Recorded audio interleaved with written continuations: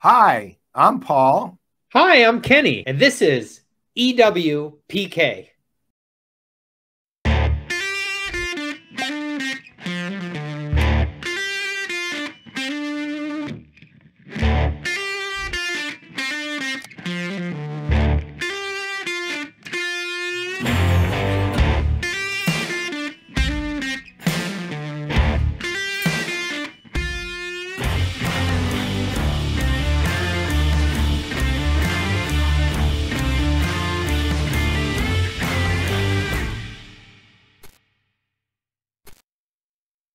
Hey, Paul.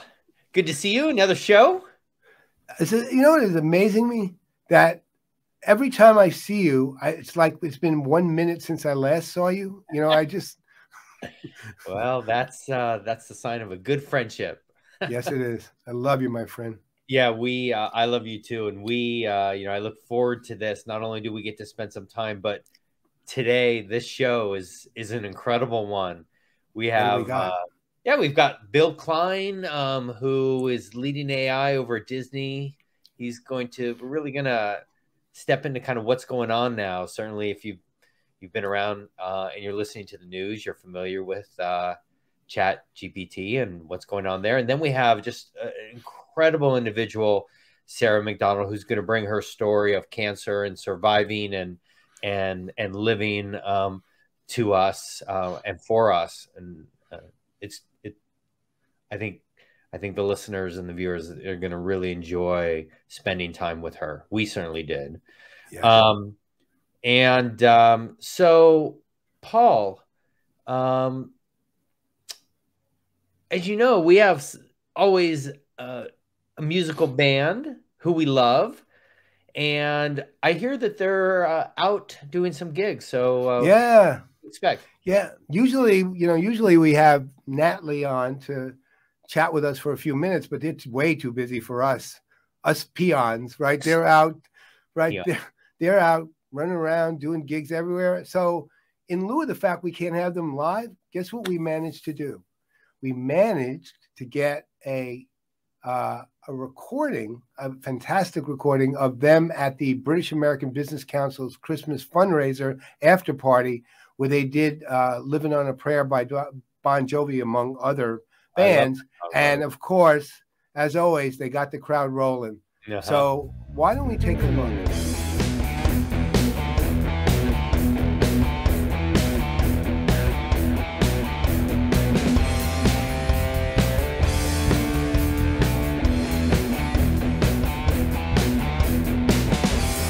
Once upon a time, not so long ago,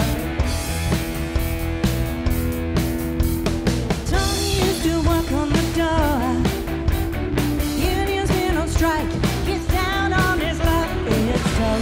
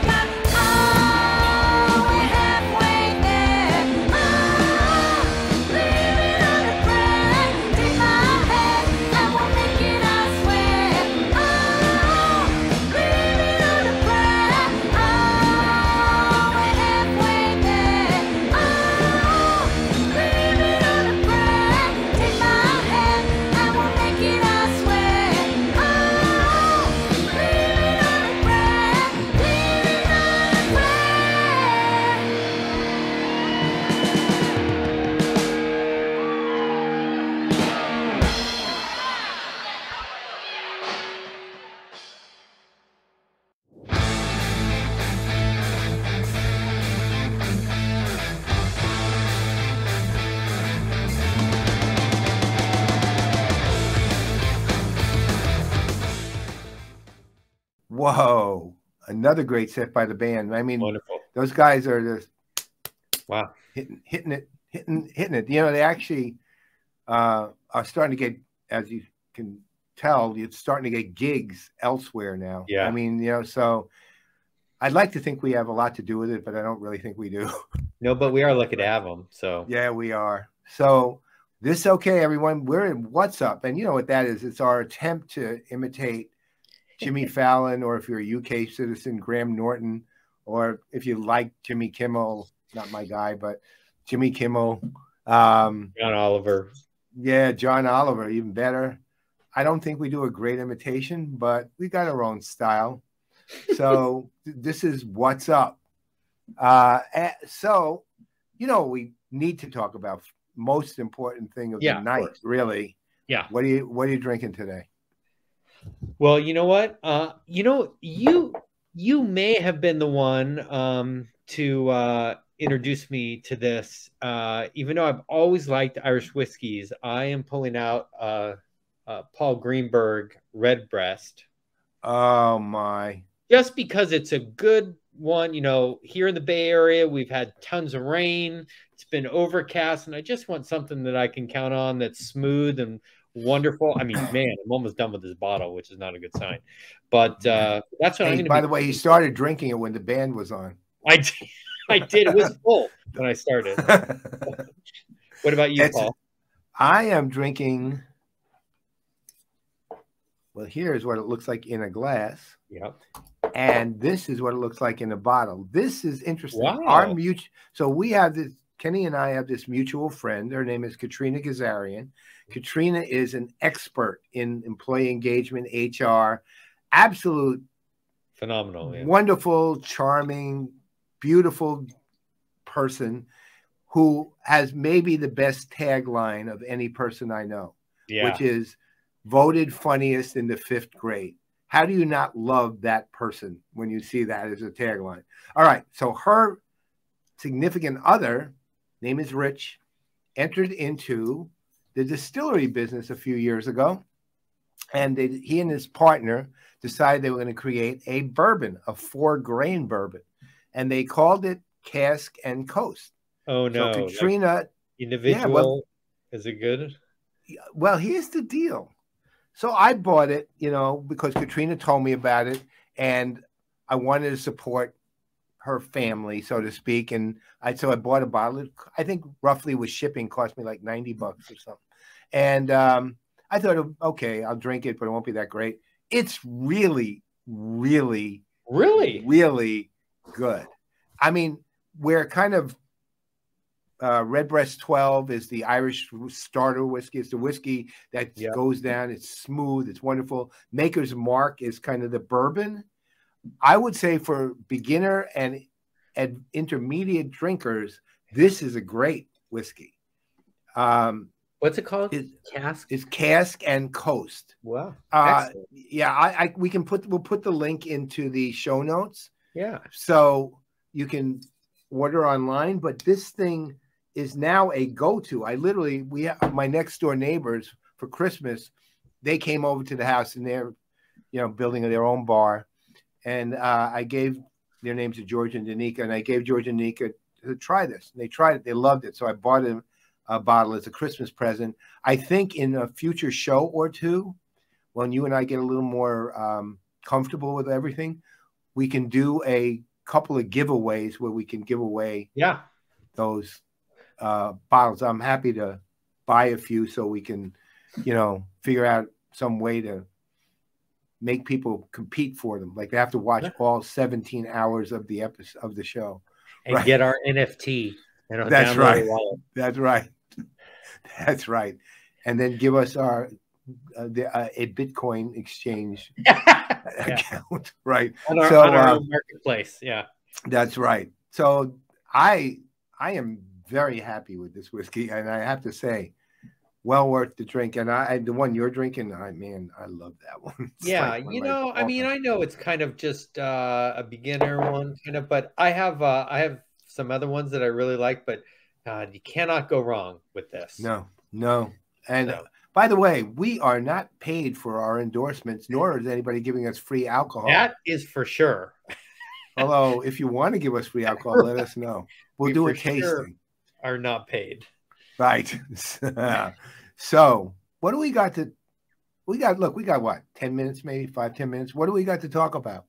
I don't know. I think we should talk a little bit about these layoffs. I mean, it is, certainly I'm in the Bay Area. I'm sure, Paul, I just know so many people who are impacted by this, and the numbers are just crazy. What is happening?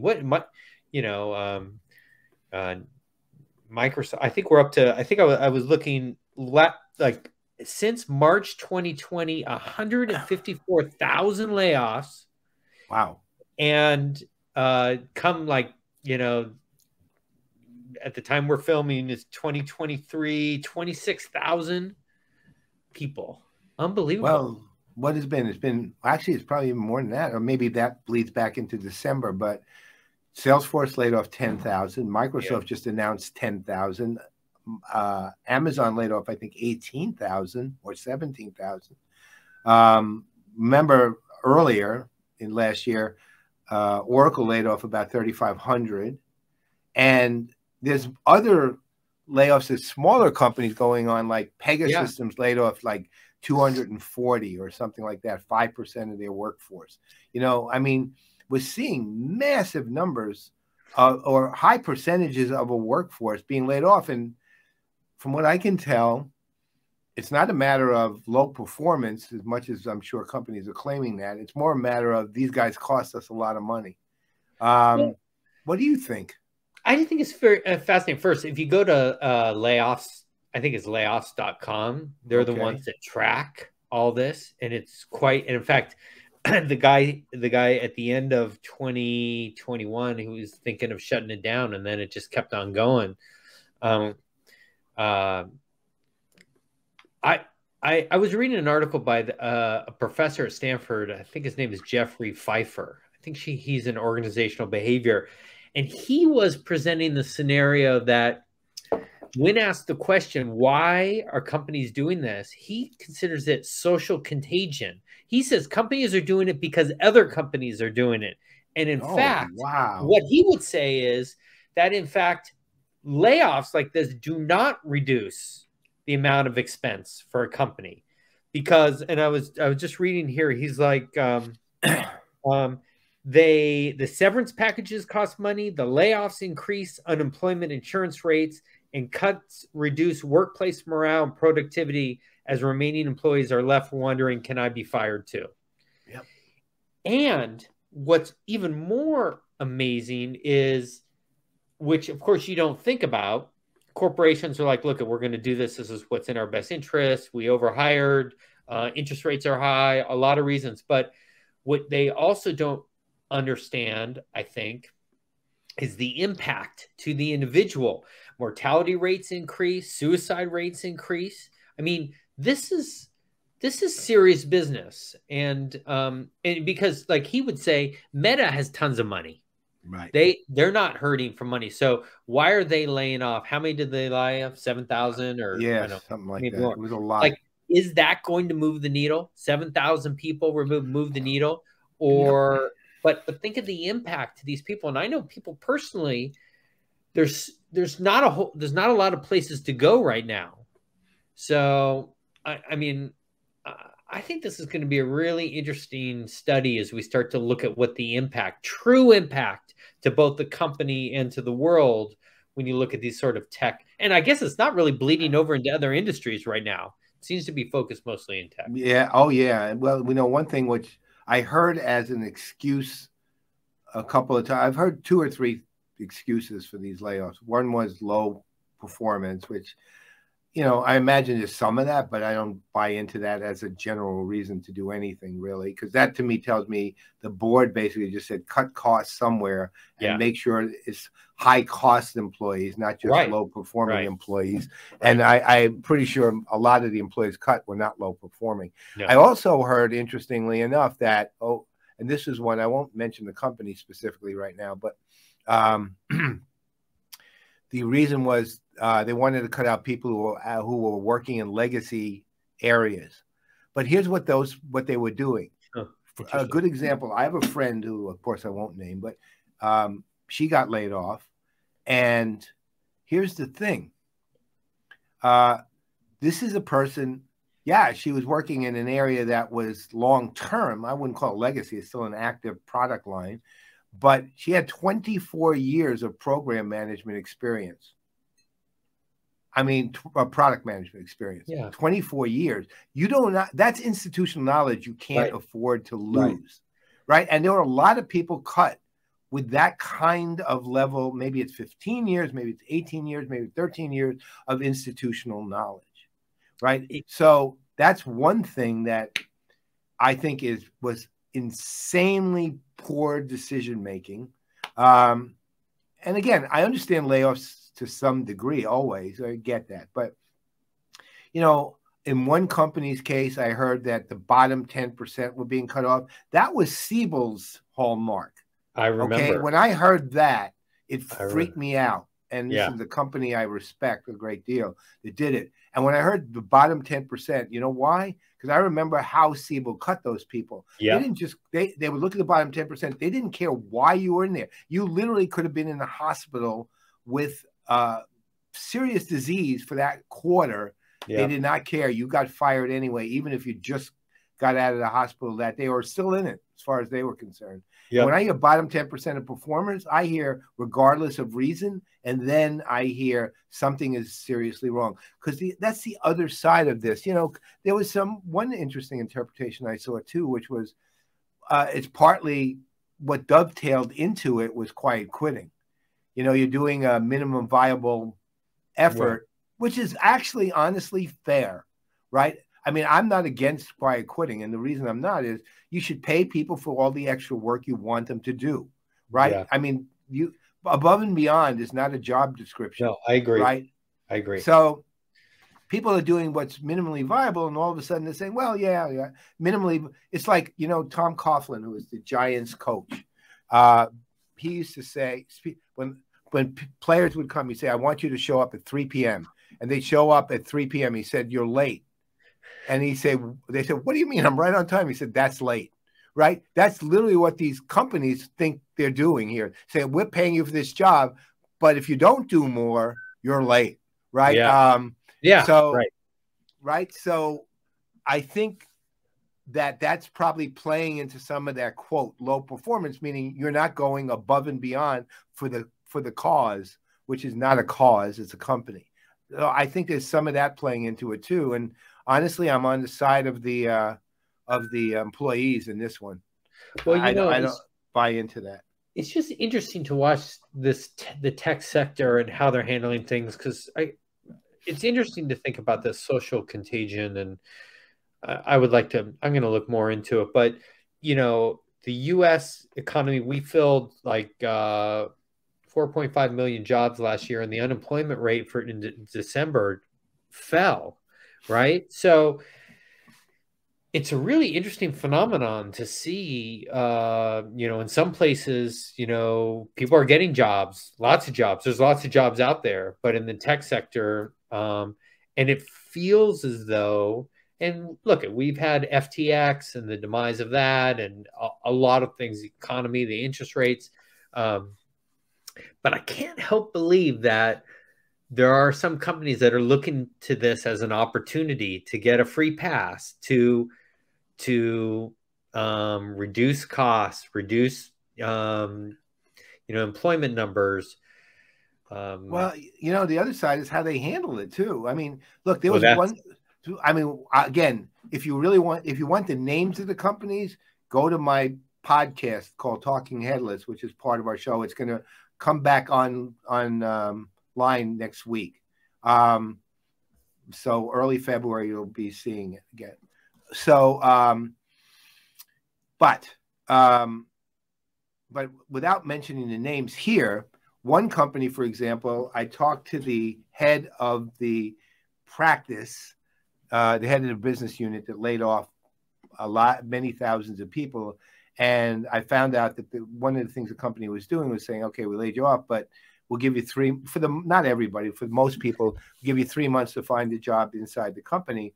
Yeah. And I was talking to the guy, the EVP who ran it, and he said, I've been working night and day to get them jobs. And so far, I've got 55% of the people that was impacted in our unit jobs inside the company. Yeah. On the other hand, another company, they made jokes about it.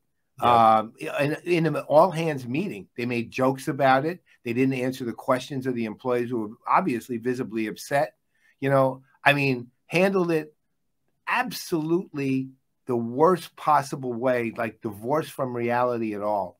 And, again, names, come to the podcast. You'll hear it there. But here, just the fact is how you handle these things, if you're going to do them, also matters a great deal. You have to show the empathy for the employees who are being impacted by this. Well, that's the thing. I mean, I've been involved with organizational research before, and what boggles my mind is for the people that are left, when they see the abhorrent way that their friends were fired, there is no confidence left in the leadership, in the humanity, in the love, in the organization, and it really does. You really have to question: am I next, or how long, or when am I going to get that email out of the blue? And it's just unbelievable. And by the way, I mentioned that site Layoffs. It's layoffs.fyi, not layoffs. Layoffs.fyi. Again, we'll put that in the show notes for this episode. Well, I mean, one final thing on that, which is with that, the problem is a lot of these companies, being in the tech sector, we're using all the terms that we all love to hear, which is like empathy and stakeholder, not shareholder. And when it boils down to it, all they're doing is playing to the shareholders, not the stakeholders any longer. That's right. So don't even pretend anymore. I mean, if you're going to be naked and about your, rather cruel approach, then just say you're pleasing the shareholders, because you are not helping stakeholders at all. No, you aren't. No. So, the last thing I would say is it's interesting. I was listening to a podcast of the chief digital officer, I think, of PepsiCo, just released a new book called The Human Side of Innovation: The Power of People in Love with People. And he spoke to this to some degree, like what is important in leadership. And, is love possible in corporations, right? We certainly know leaders that demonstrate that, right? Right, of course. But, if you can have the leadership to move with love and empathy, with a level of emotional, understanding and intelligence, to not only support the people that you are letting go and moving into a space right now that's really uncomfortable, as well as supporting the relationships and the people that are staying, then in my opinion, you just have no right to lead that company. So, or your focus is really in the wrong direction. So, amen. I give a lot of, certainly if there's any way that we can help people, because we certainly feel for everyone, and we know everyone will do okay and they'll get back on their feet. But if you're looking and you'd like to contact us, send an email to, and I'll spell it out just because we're using that odd Playaz thing we do, Playaz Productions Network @gmail.com. That's PLAYAZ Productions with the plural, network, all lowercase, one word, @gmail.com. Send an email to us. We will go on the hunt for you and see what we can do. I know both Kenny and I are already in touch with people who have been impacted by this and are attempting to help. And one other announcement, which is kind of incongruous in light of this. So as of January 16th, we launched recruitment for LTCS, Last Tech Company Standing. It's stand-up comedy. It's Sweet 16. It's a competition. If your company is interested in putting your comedians at the company and your culture, because that's part of this, up against the best that the other tech companies have to offer, send an email to that same email, or if you prefer, send an email to paul-greenberg3@the56group.com. And we're looking for 16 companies. Recruitment stops at the end of that. So we already have some interest. So I'm looking for you guys to do your thing and see if you got the stand-up chops that your culture says you do. And I guess with that, Kenny, we got a really awesome guest coming on Who's Up. And I guess we'll wait till Kenny and we got to motor over to the others. Yeah, it takes us a couple minutes to get there. Yeah, good, solid couple with of weather minutes. And stuff. Yeah. Right. That's right. If we have traffic delays, we'll let you know. Yeah. All right, guys. So we'll see you just in a couple.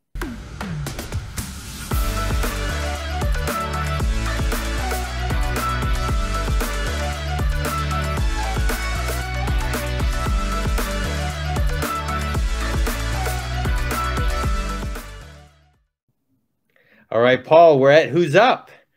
And we have just someone so incredible. I originally came in contact with this individual when I was kind of toward the end of my career at the Golden State Warriors, and thought I'd never leave. But then when I came in contact with this gentleman and what he was doing, I actually knew that I wanted to be part of something really amazing and work with someone really incredible. You know, this guy, and there's a subtle hint behind me, but this guy not only did a lot of work and started in some accelerators, and not technology accelerators, but like, you know, proton accelerator work. Gee. And then built some AI systems that were just used by hundreds and thousands of studios around the world. And I joined him to create AI personas that were based on real people. So I remember that. Yeah. And he is now leading AI at Disney, and is just one of the most incredible individuals. Super smart, into quantum mechanics and physics, and really is creating the next generation and thinking about the next generation in AI.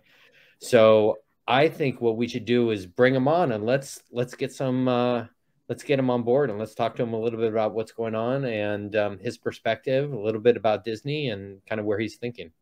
So, Bill. Dr. Bill Klein. How you doing, sir? Bill, doing pretty well. Thank you very much for joining us. For what it's worth, I thought those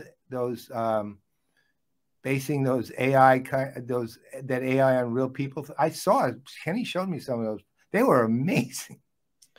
Yeah, I mean, that was some pretty incredible work that we did, and we were incredibly happy at the time that Kenny came in. You know, Kenny, now you're one of my best friends in the whole world, so I'm so glad we got to work together. I know. We were doing amazing stuff, Bill. It was so much fun to work with someone who had such a command over the space. You could only hope to work with people like that. And yes, I mean, you became one of my closest friends. But really the original reason for me to come out was that I wanted to work with a master in this space, someone who understood not only the technology, but people. And we were doing some incredible things, obviously with your co-founder Amanda Solosky as well. You know, maybe Bill, maybe just start there a little bit. Like what we were doing, I think people still look to us and certainly look to you at that time as stepping out into kind of a new frontier in AI, and really looking at AI in a different way than, say, maybe just around pure data or how AI is typically used in an enterprise. Maybe you could just share a little bit about what we were trying to do and kind of what you wanted to do when you started the company. Yeah, I'd be happy to. And you mentioned Amanda. So Amanda Solosky was my co-founder. I met her in 2010, and she's the one that actually inspired me and encouraged me to along with her, start the company we had, which originally was called Rival Theory and later became Lifekind. And the idea that we had, we were both actually big fans of the video game industry at the time. So when we started the company was actually about creating AI for the video game industry. But the key part to it was that we were fascinated by the idea of creating AI that could step off of the screen and into our lives in some meaningful way. So we didn't want to just create video game characters. We wanted to take the video game characters that existed and have them come out and meet with us and be part of our lives and our world, not the other way around. And so we built technology there. As you mentioned, we ended up being fairly successful with an AI engine in video games. But we actually pulled back from that a little bit because we realized that we were helping people just build more games that, you know, run around and shoot people and things like that, which really wasn't what we were about. Yeah. So once we stepped back, we refocused our attention on building AI that could represent real people in real conversations. And one of the most important things about it is we were focused on how those AI could then deliver value, you know, in the ways that we do when we speak to each other, just like we're doing now. And then maybe what made us really different, though, was the way we were trying to build AI was treating AI as individuals. We were looking at AI as entities, not as just big packages of software that could learn lots of patterns, that could just spit back words at you. But we were trying to give them some consciousness, some ability to think, that sort of thing. Wow. That's, I mean, you know, that gets interpreted by many as frightening. To me, that's kind of exciting, actually. So how do you go from that? And I understand that, I don't know if it was in the course of that work or later, but that you also created I guess, an AI-driven engine for the video game universe. What's the engine too? I'm a gamer, so that's one of the reasons I'm kind of asking. Yeah, excuse me. In the game world, oftentimes when people use the term AI in the game world, they're really talking about some really simple stuff like, how do you get a character in the game to move from one place to another without bumping into a wall? You know, how do you get them just to look like they're alive and to be competitive in playing with you or something like that? And so our original attempt at building software in that industry was about providing some of those type of tools. The thing that we did a little bit different was we had built some deeper AI on top of that, so that not only could you build a system that looked like a real thing instead of a video game, didn't bump into walls, etc., but it could actually have a thought process behind that and do some deeper thinking. And of course, we were with that company for a dozen years, and so over time, it got more and more sophisticated, which is why we sort of went on a different path eventually. What was the company? What was the engine? So the engine was called Rain, which didn't stand for anything. We just liked the word Rain. And I think at its peak, which was probably around 2016, we had a neighborhood of about 100,000 different studios, some smaller, some like in the garage, but some bigger too, some AAA studios using that to create AI for games. Wow, that's impressive. I mean, I'm a gamer, but let's say I'm a game gamer, meaning I'm game, but I'm not good. Right, so like Destiny 2, you know, those kind of games I can play. That's pretty much the only shooter that I can even play without getting killed immediately. But the engines, like now, you know, you see more sophistication with like Unity and some of the other ones that are out there. They're not really well, let me ask you, okay, well, actually that brings up another point just for differentiation, but what would be the difference between, say, a Rain-driven game and a Unity-driven game? And that may be apples and oranges. I don't know enough about that to say it is or it isn't, but could you kind of enlighten us a little on that? So Unity itself is a game engine. So it's the tool that animators and artists and game programmers use to put together all the different pieces that turn into a game. Our AI engine actually was something that was a plug-in to Unity, meaning you had Unity and then you brought our engine in on top of it. You attached our engine into the characters you've created, and then our engine would take over and provide the behavior and the action, sometimes the animation for those characters. That's fantastic, actually. What's the most current game still using the engine, your engine? Well, I couldn't tell you. A lot of the games that they're put out, Unity's an engine that's oftentimes used for mobile development. So a lot of the games are iPhone games and things like that. And there's still a number of them out there, I'm sure, that are using it. And there was a couple of Sony PlayStation games that came out. I apologize, I can't remember the names of most of them. Okay. Yeah. So, Kenny? I mean, what do you think? So Paul and I have had this conversation, and maybe for a lot of our listeners just to understand a little bit more around the state of AI right now. But we've had, Paul and I have had some animated conversations around GPT-3 and the hype there and what's really there and what's possible. Bill, I know you and I previously had talked about that, but I know Paul's got some questions on that. But we're just so curious from someone who actually lives and breathes in the space, that actually understands what's possible and what isn't right now, and how things can be used. Kind of your take on that technology. Yeah, I mean, I think everybody's got questions about it right now. I mean, if you look on anybody's social media feed, there's probably something related to Chat GPT on their feed right now. And you know, all of these are a class of AI that are called large language models. And large language models, you can think of them essentially as very, very large neural networks, which is just a bunch of, think of it just a bunch of math equations all sewn together.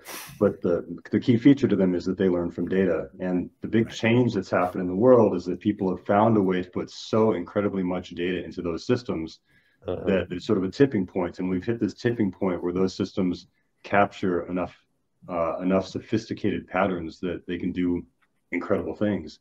And we've seen those with things like GPT and now GPT Chat from OpenAI that can speak to you like you're a real person. But not only can they speak to you, they can solve problems for you. You can ask them to write a piece of code for you.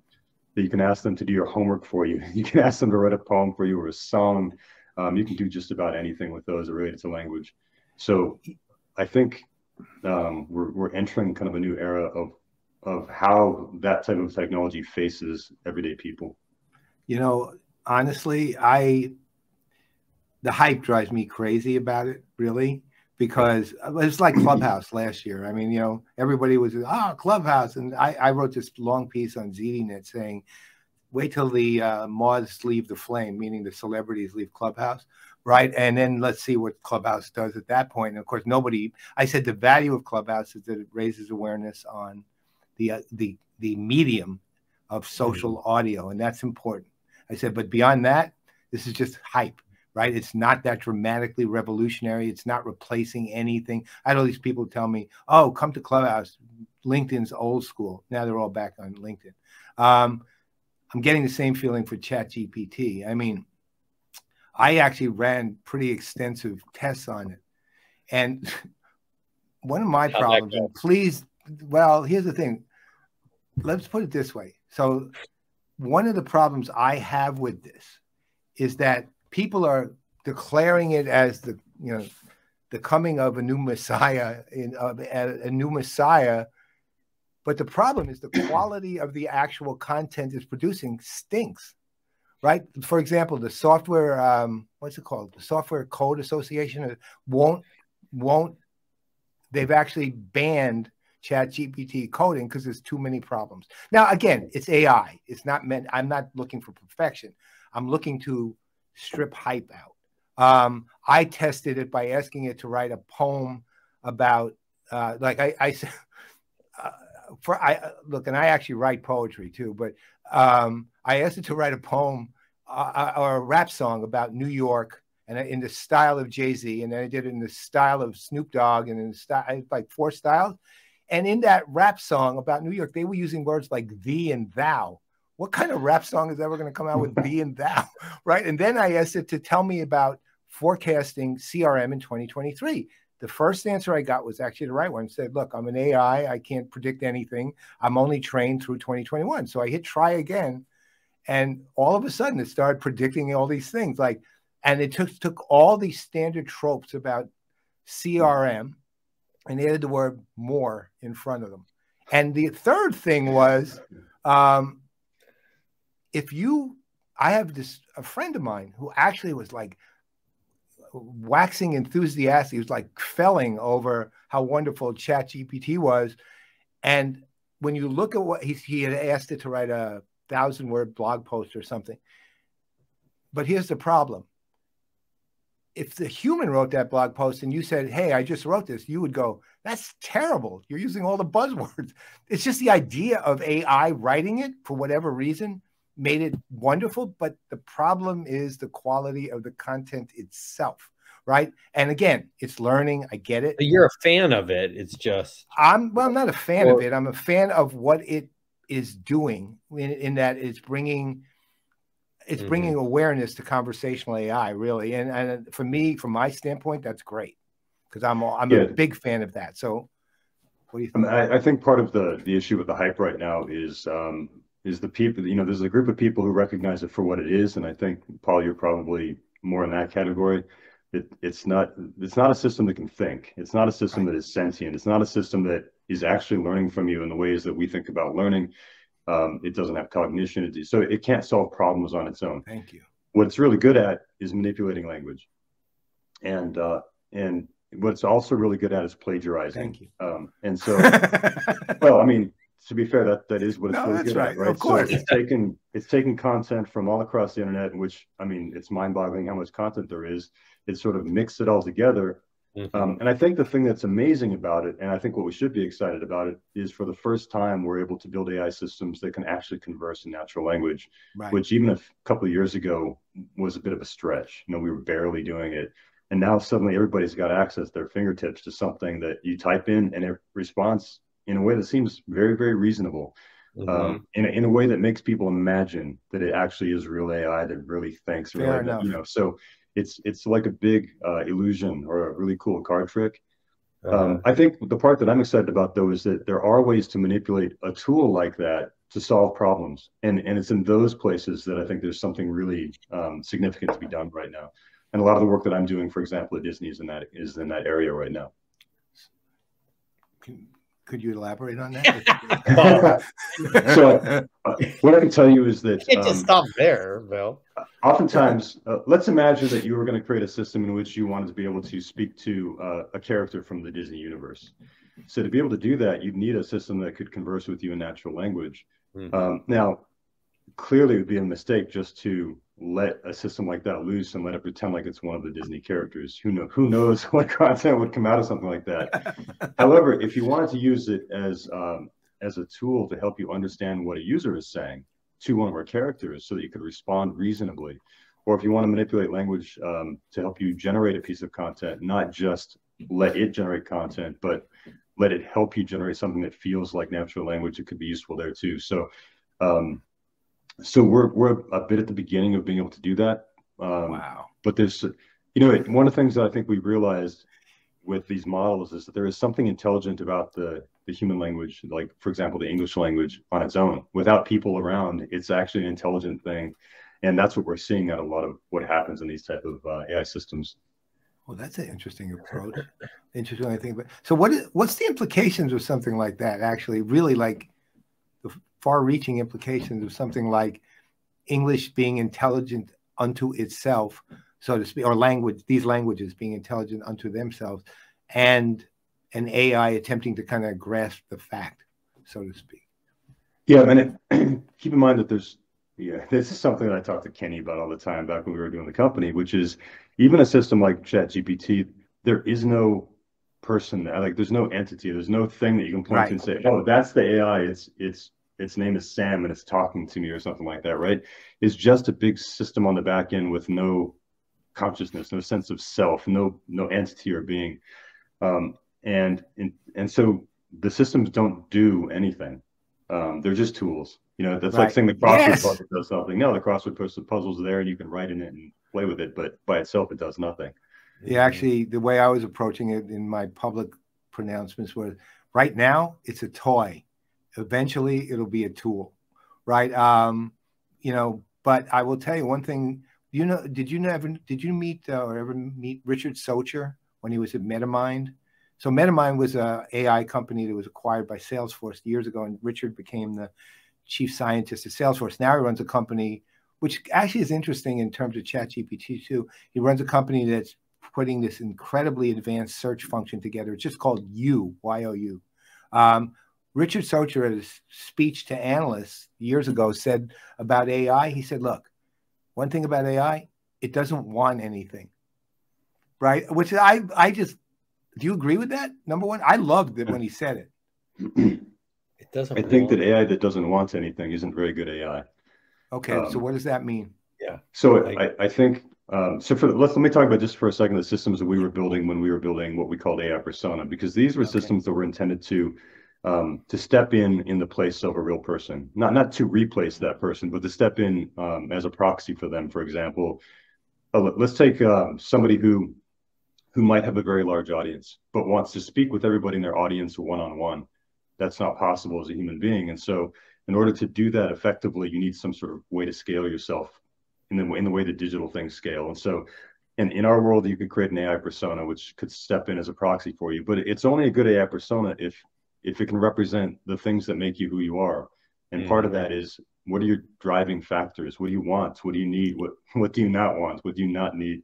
What are your goals? What are your passions? And if an AI can't behave and create actions from that source, it could never do what you do or be who you are or even come close. And so I'm not saying that we were building, super intelligence or anything like that, but we certainly were basing our systems on AI that had values, that had wants and needs, and that were interacting with you because they had a reason to, not because you had a reason to. So because people are not good at scaling themselves, right? We just are not. Humans are not good at scaling. If you were helping 100 people because that's all the time you had, if you had the ability to scale yourself and ultimately be in more places than one, and that representation of you could act and react just like you would, then potentially you could do good at a much larger scale. You could impact more people. And that's pretty, when you think about the possibility of that, that's pretty exciting. And that's why, like, Paul, it's a good, like when you said toy, tool, then what is after tool, right? Is there something after tool? And that's kind of what we were looking at, is way past a tool. So, okay, what is it then? What would you name it if you had to name that something after post-tool or evolution from tool? Yeah, it's a tough one for me because, I went through and got my degree in AI way back in the 90s. And at the time, for me, that's what my definition of AI was. So when I use the term AI, that's what I'm talking about, is that thing that comes after. I call that AI. I don't typically call what everybody calls AI today. I don't call it AI. That's machine learning. That's But and I recognize that most of the rest of the world does, so I have to kind of conform to what they use. But been there. Maybe it's cognitive AI, maybe it's sentient AI, maybe it's something else. But yeah. You know what, Bill? Maybe I think Paul would be helpful if you just talked a little bit about your background, because I know we kind of just jumped into that, but I think your background helps to set kind of how you're thinking about things back when you were working with the accelerator and stuff. Maybe you can share that. Yeah, so I went to the University of New Mexico. I studied computer science and eventually got a PhD in artificial intelligence. And the work that I did for my thesis was developing a control system for linear accelerators. And so I built a system that used artificial intelligence to mimic the behaviors and actions of physicists who were tuning beamlines at Brookhaven and Argonne National Laboratories. And so what that really means is think of it like a giant telescope, right? Where you have either particles or photons coming in one side, and you've got to get the sort of a reverse telescope, and you've got to get them narrowed and focused down to a very tight area so you can perform some experiments. And oftentimes it's a tough problem. And so we had two ways to approach it. One of them is to say, look, we can try to model all the physics involved, but nobody does that. At least back then, nobody was doing that. Instead, what they did is they just sort of hand-tuned things using what the physicists had picked up along the way, their understanding of the system and all that. So the approach that we took was instead to model the behaviors of the physicists. How do they tune forget about how the physics work. How do you tune a beamline? And we were able to model that instead, and we were able to do a very, very successful job. So we were the first system that I know of that did automatic tuning of linear accelerators through AI. So after I finished up that work, I did not want to go into academia or anything like that. I wanted to build companies, and so I started a career of building smaller software companies first in mobile devices, and then moving on to the video game industry, doing lots of different things over time, and then eventually making my way to the company we've been talking about, my AI company. Yeah. And now Disney. So well, going to Disney, obviously Disney's a company that, let's say, has managed to enchant people. Well, I like Disney, believe me. I grew up on Mickey Mouse, but I grew up on Steamboat Willie more than Mickey Mouse. You know what I mean? I'm old enough to go really back. Right. So that's me turning the wheel on the steamboat.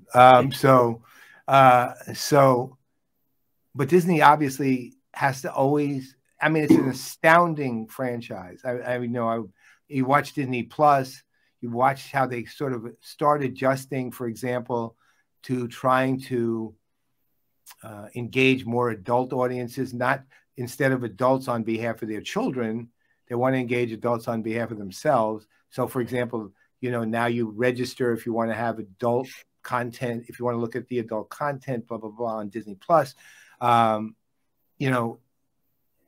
they have to really stay, with the quality of, and just the level of just a volume of content that's coming out, that entertainment content that's coming out. They always have to be ahead of the game.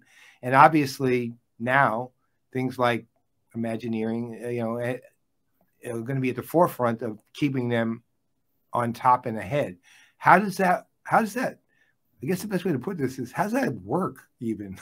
I literally can't imagine how you do what you do at Disney. Yeah, I don't want to speak for the whole Disney company here, but I'll certainly say that I think the leaders in Disney, both in Imagineering and more broadly across the company, recognize that people are interacting with their content, with their stories, with their characters, with the things that they love in many, many different ways, and that's changing rapidly.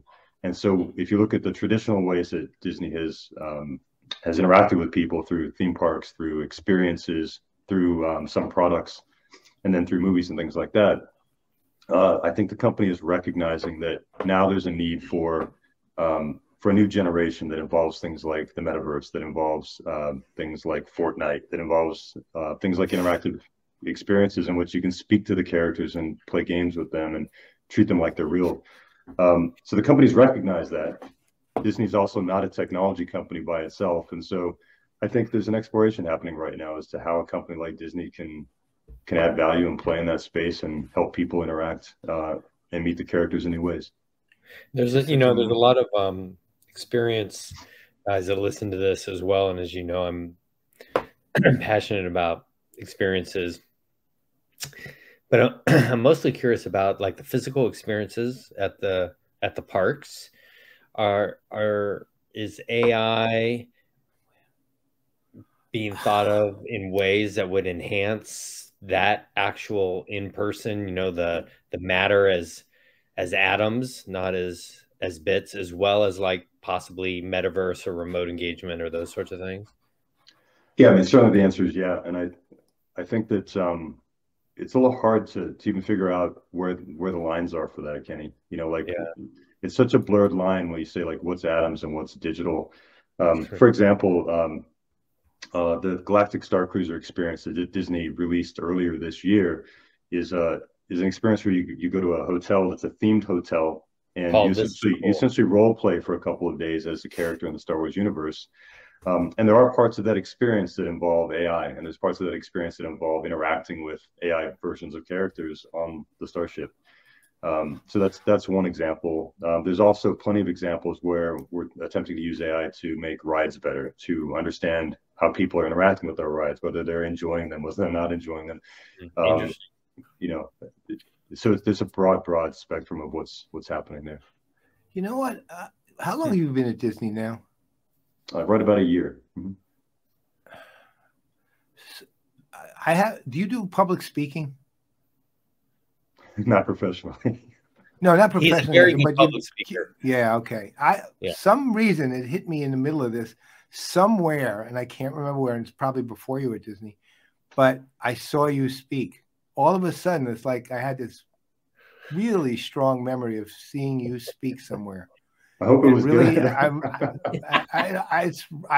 I can even weirdly, I can picture the stage, and I can picture where I'm sitting, but I don't know where I don't have no idea what the location is. I don't know what conference I was at.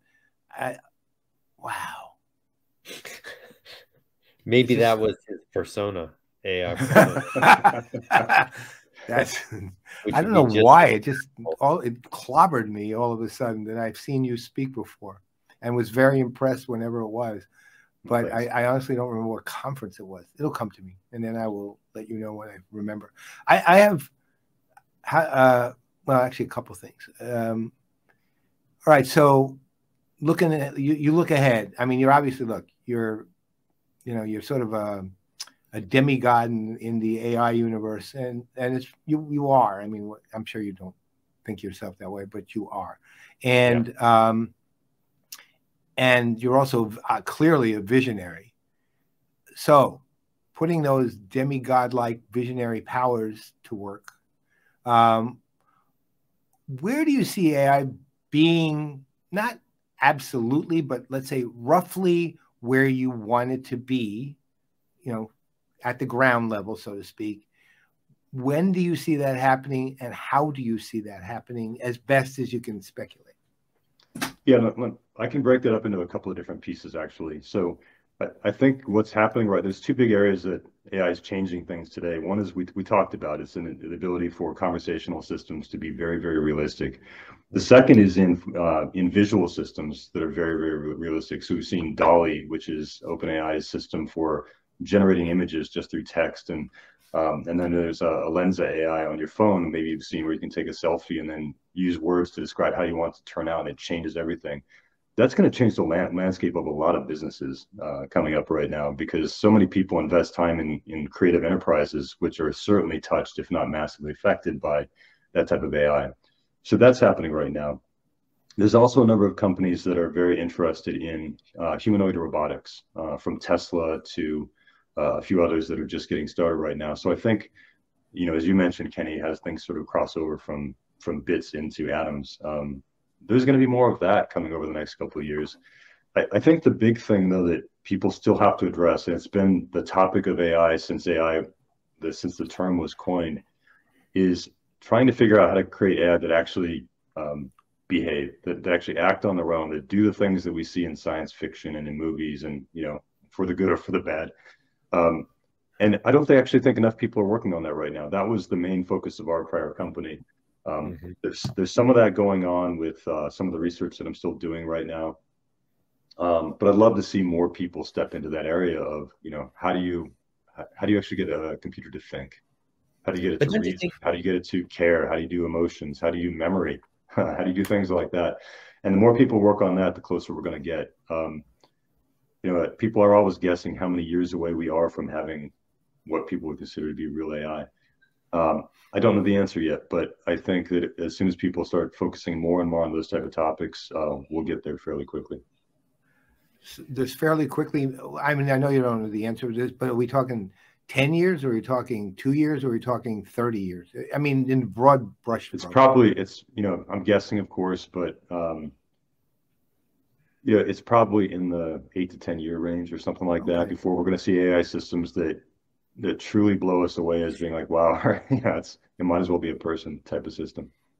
Where do you think this is going to come from, Bill? Like, I know that there are certain companies that are just designed to build innovation centers within bigger companies, because companies don't necessarily want to take that risk or have the time to spend or the money to spend on that sort of effort. I mean, is that going to come from, some people like you and some entrepreneurial folks that are going to be heavily funded to go off and build this?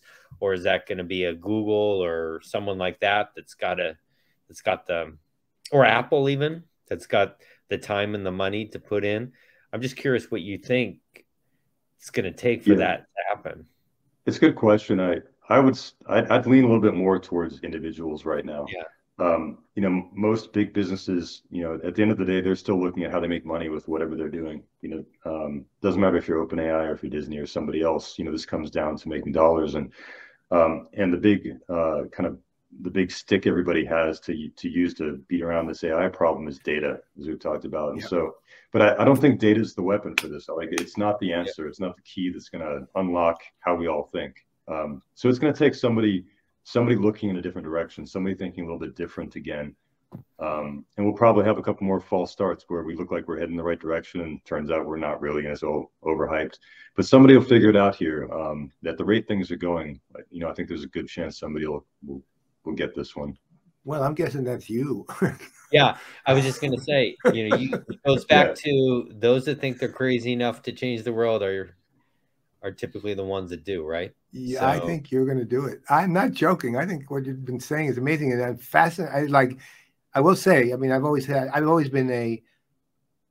positive about AI, but I also haven't been a Skynet person particularly either. I've always given humans more credit than the AI components. But what you haven't changed. I won't say you've changed that particular view, but what you have done for me personally is make me think very differently about where I'm coming from. I was always thinking of AI sort of, I'll call it inside out, and you're actually going outside in, right? And that's what makes it really fascinating to me, because you're looking at AI becoming, let's say, effectively, it's not mimicking human behavior. It's producing its own behavior relative to the human things the things that humans needed to do, right? But at the same time, it's still, to your point, you know, maybe a slightly different definition of sentient, but it's sentient, thinking on its own, right? So I was not there until what you said today. Now you can see why I would leave leading marketing of a championship basketball team to come and work with Bill, right? Oh, yeah, actually, and normally I'd say, no, I don't get it. Yeah. But in this case, I do. In this case, I actually do. I think the best way to think about what the future probably looks like, a lot of, you know, for people who are on that kind of like, is it Terminator or something idea? If you saw the movie Her, I'd say it's probably a little closer to that, you know? Yeah, I did. And I thought that was actually a pretty wonderful representation of what AI could be. Yeah. Amazing movie. Yeah, you know, so many movies like that, actually, I think they get a lot of things right about how people should be thinking about the problem. All right. Well, that's what we're going to put out as the movie list for AI. Then will be Her, not Terminator. Her, right? So, Bill, thank you very much for spending some time with us. We really appreciate it. And you've been amazing. You know, as you know, that we on this show always have a drink in our hand. We enjoy libations, and certainly it's late night and everything. So one of the questions that we always ask someone that has blessed us with their time and their knowledge is, what is their favorite drink? What type of drink do they have? Or if they have a special cocktail that they like, we're always really interested in hearing that. So yeah, thanks for asking. My go-to drink is a Negroni. Negroni. Yeah. Although recently I've been kind of captivated by what's called a French Negroni, which is one in which you replace the gin with cognac. Wow. But yeah, that's kind of my go-to. I like a little bit of bitter, you know. Yeah. So whose Negronis do you prefer? A specific restaurant, your own? What? Make them myself, yeah. Okay. I mean, I've had some incredible ones all around the world, sometimes with Kenny in different European bars and whatnot. Oh, they're the best. Partly because you're in a European bar. So, yeah, I think so. You know, in terms of the entire experience. But it doesn't surprise me I didn't know that putting cognac in there's actually a name for that. French Negroni. I didn't know that until recently either, but I discovered it. I made one. It was incredible. Okay. All right. Now I noticed you lifted a tasting glass at one point and drank something. Right. What might that be? So this is, we'll do some advertising here. This is Aberfeldy 12. So this is single malt Scotch. Is it one of your favorites? Is it one kind of an everyday drinker for you? So, I mean, I call it, yeah. I don't know if I'm not literally drinker, every day, right? Figuratively. Yeah, I'd say it's, I mean, it's among my favorites. I'm probably like you guys. I like to experiment around and try a lot of things. So, well, by the way, one of the great things that comes out of this show is a standard invite to when you get out here to DC, take you to Trummer's Restaurant, which is one of the top restaurants in DC, just outside. It's in Clifton, Virginia. Come back to my house and we sit and tipple for a little while. And we have a slogan at my house though, which is no one ever leaves drunk. Everyone leaves happy. Right. So, and so far we've managed to keep that accurate -2. -2. There were 2 people who didn't quite make those it. Those are outliers. Didn't quite make it through the only happy phase. Well, they probably did, but they zipped through it very quickly. Right. That's right. They passed through happy in 15 minutes. Yeah, well, it certainly sounds fantastic. I'm in. All right. Well, it's absolute. Yeah, thank you so much. We'll join you out there. Thank you, Bill. Have a wonderful rest of your evening. And relax. Thank you so much. All really right. appreciate it. Thanks, Paul. Thanks, You're the best, man. All right. Thank you. Bye. Well, that was, I got to tell you, oh my God, yes. I know. I mean, and he's so calm about all this, right? Well, I mean, he's got this remarkable facility to be able to just lay it out there clearly.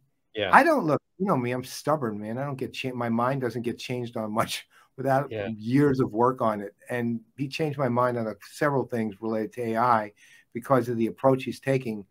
And at the same time, you can see not just what an extraordinary visionary he is, but just what a great person he is, really. I mean, he's just a really good human being.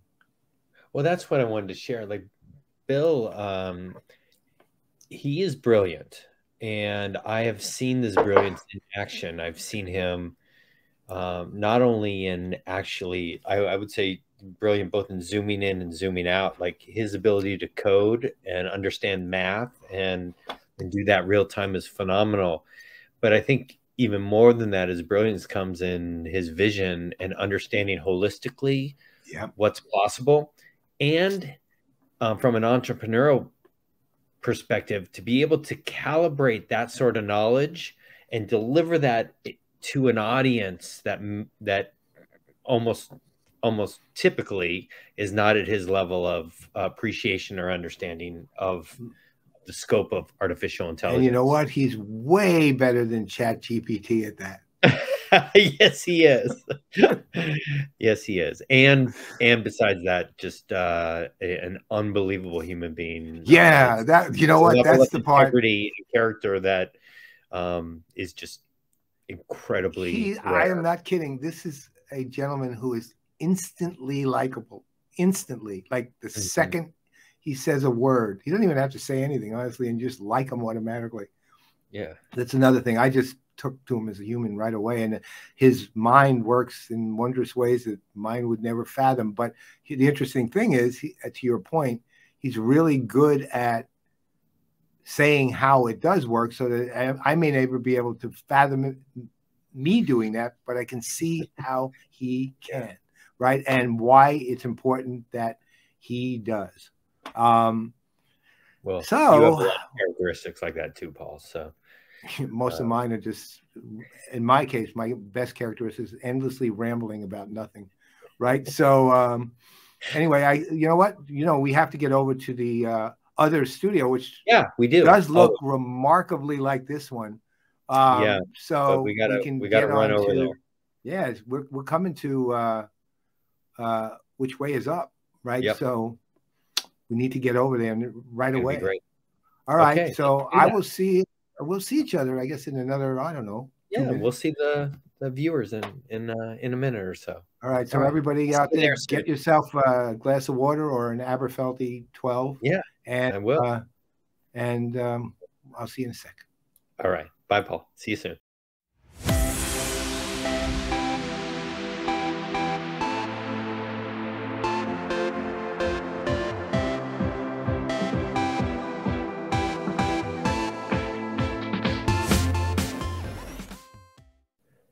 All right, Paul.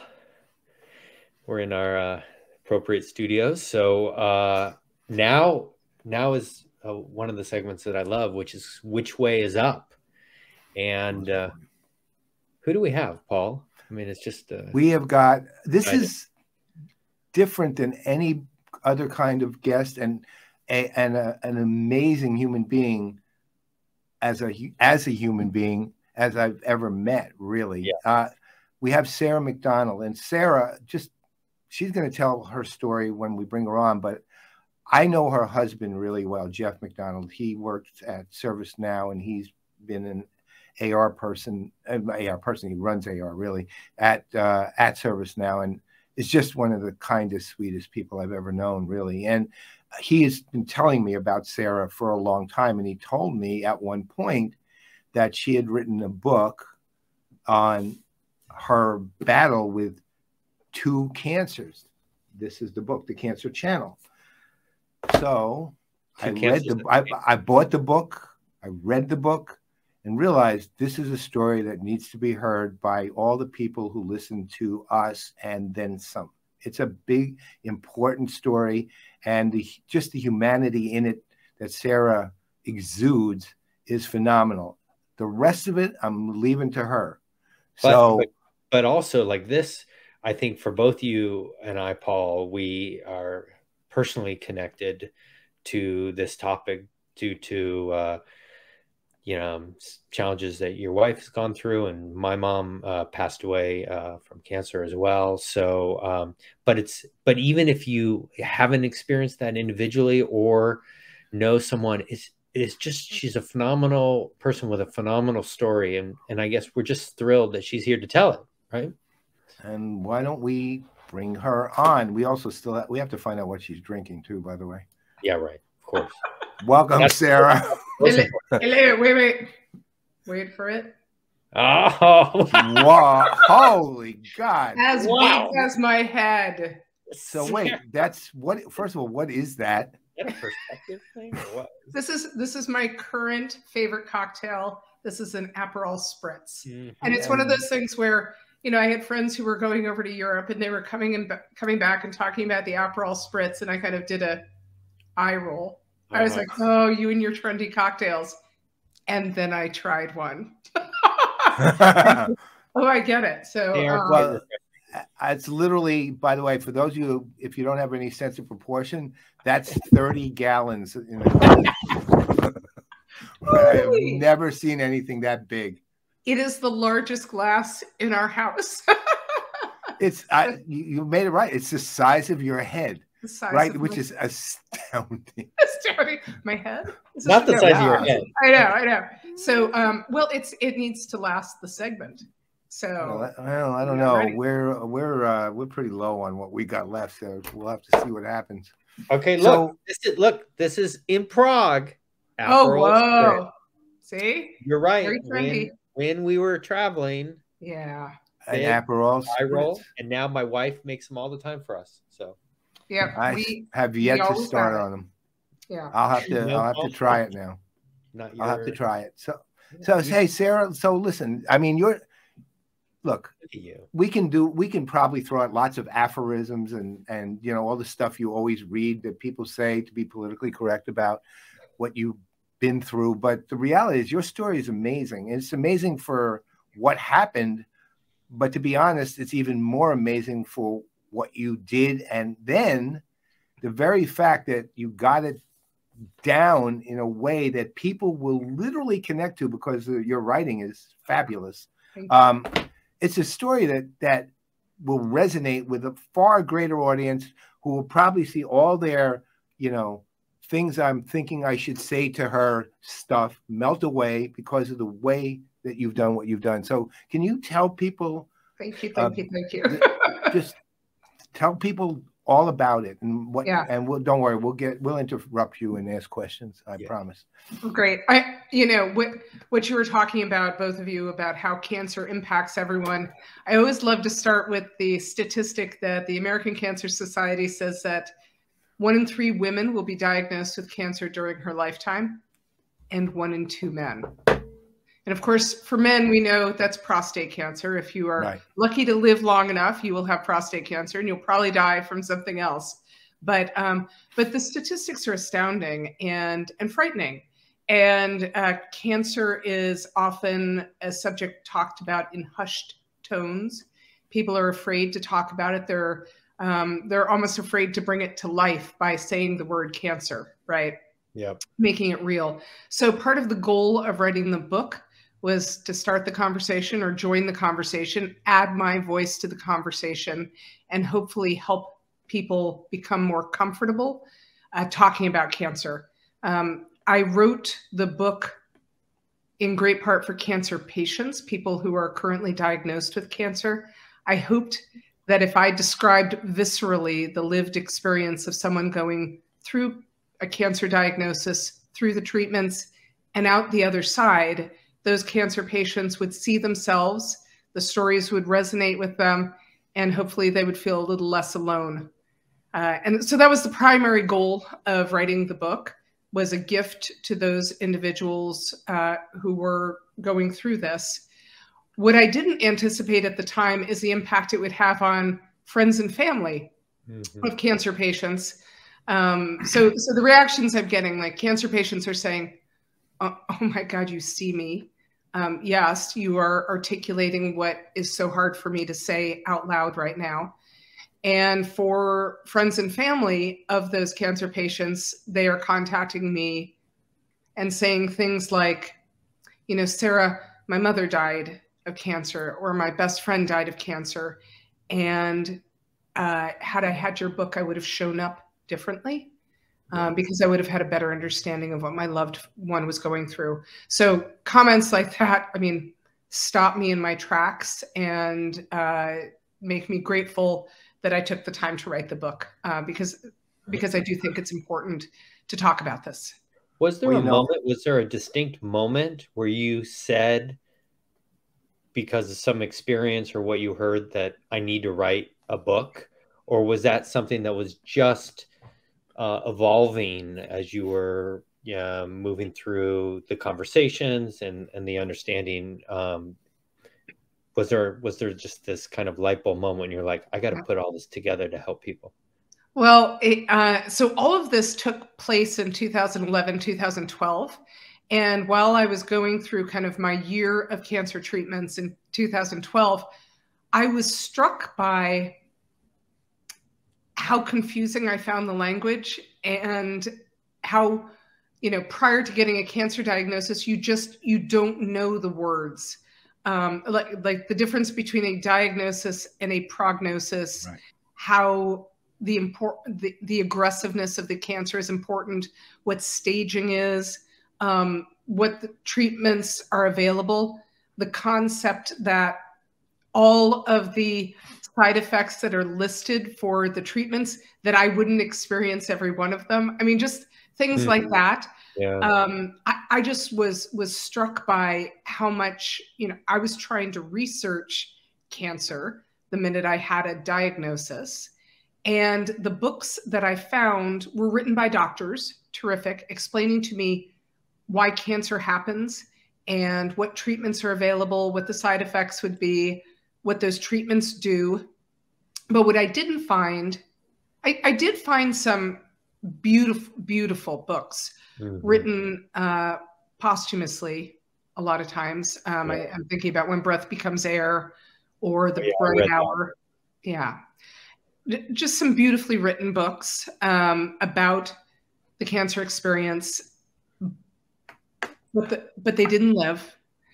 And it didn't go deeply in, you know, I actually think both Paul and Nina, the authors, I think both of them, and maybe Kate Bowler, who wrote Everything Happens for a Reason and Other Lies I've Loved, you know, talking about the mental and the emotional toll, as well as the physical toll of cancer.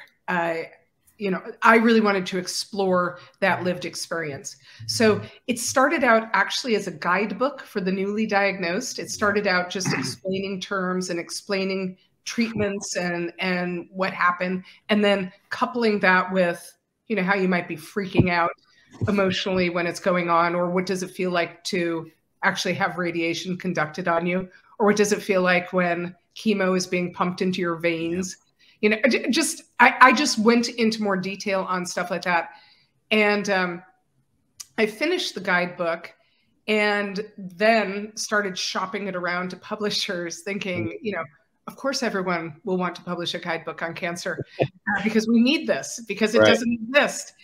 And what I was told is you're actually neither famous nor infamous. So unlikely that we will publish it because we just don't know that people would buy the book if they don't recognize your name. That's all they care about.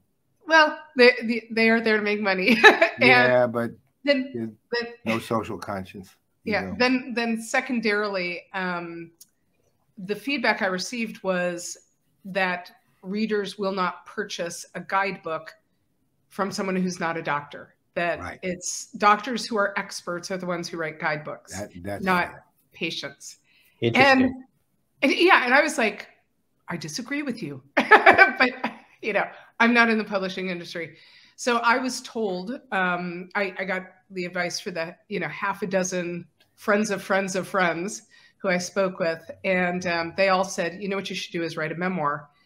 And I was like, see prior comment about me not being famous nor infamous. Why would I like memoirs are for famous people? And a memoir felt arrogant and self-absorbed. So I thought, I don't like to think of myself that way, but I thought, gosh, I spend a lot of time talking to people who are newly diagnosed and I share my stories. And I thought, you know, maybe this could actually reach more people and be helpful to more people. And so that's when I sat down and I wrote a memoir. And Kenny, I promise all of my answers will not be that long-winded. Oh my goodness. Oh no, we love it. Well, I noticed that one of the things that really caught my attention in the book was how difficult when you were first revealing it to everybody, really, the communication side was. And it seemed it was like a turning point when you talked to your friend Alex. And all of a sudden everything seemed to turn. And then from then it went from, this is awkward and I don't know how, and people are just making me feel worse, to, this could be fun. Right. And we know how to do it. And then you went to mass communication after you figured out. Can you talk to that a little bit? Because I think that's an area that, look, the people who don't know what to say, they're not trying to hurt you, obviously. They just don't know what to say. Right. So, but you really take care of that. I think, to be honest, I don't think it's a guidebook. I think it's you have a playbook, which is a very different thing. And it really works well. So can you talk to that? The communication part of this? Yeah. And I want to start first with this really interesting concept, which is many people, when they are diagnosed with cancer, want to keep it very, very private. Right. It's this weird, I've done something wrong. I have something to be ashamed of. I need to hide it from people. Or like, I almost felt like I was a member of the wolf pack who was wounded, and that they would leave me behind, which is just kind of wild. But I've talked with other people newly diagnosed who are like, yeah, I'm embarrassed. And part of it is like, I don't want to talk to people about something that's so personal. And so the first thing is, like, initially with my first cancer diagnosis, I was embarrassed and ashamed and scared to tell people about it. And because it was, my first cancer diagnosis was this really, really rare form of cancer called adenoid cystic carcinoma, which is badass salivary gland cancer. Wow. And I guarantee you, you know no one else who's had it. Nope. Actually, Blythe Danner just came out that she has it. But it's just super, super rare. Like 1,200 people a year in the US are diagnosed, right? You use the word relentless, right? I think. Oh, yeah. Like, the worst, Kenny. You go online, because of course you Google it. Yeah. And it just says, you know, it's a slow growing, relentless cancer. And so you just, the worst, right? So with the first cancer diagnosis, what I wanted to do was just get the surgery and the radiation treatment out of the way, have very few people know about it, and then go back into my wonderful life as if nothing happened. Pick it up where we left it off, and we'll hope that this cancer doesn't come back. And that was kind of my game plan. And of course, you know, when you are living a life, you were at eBay, right? You had just got promoted. And you were I had just on the fast track. I had just been promoted to chief of staff to the newly appointed president of eBay, Devin Wenig.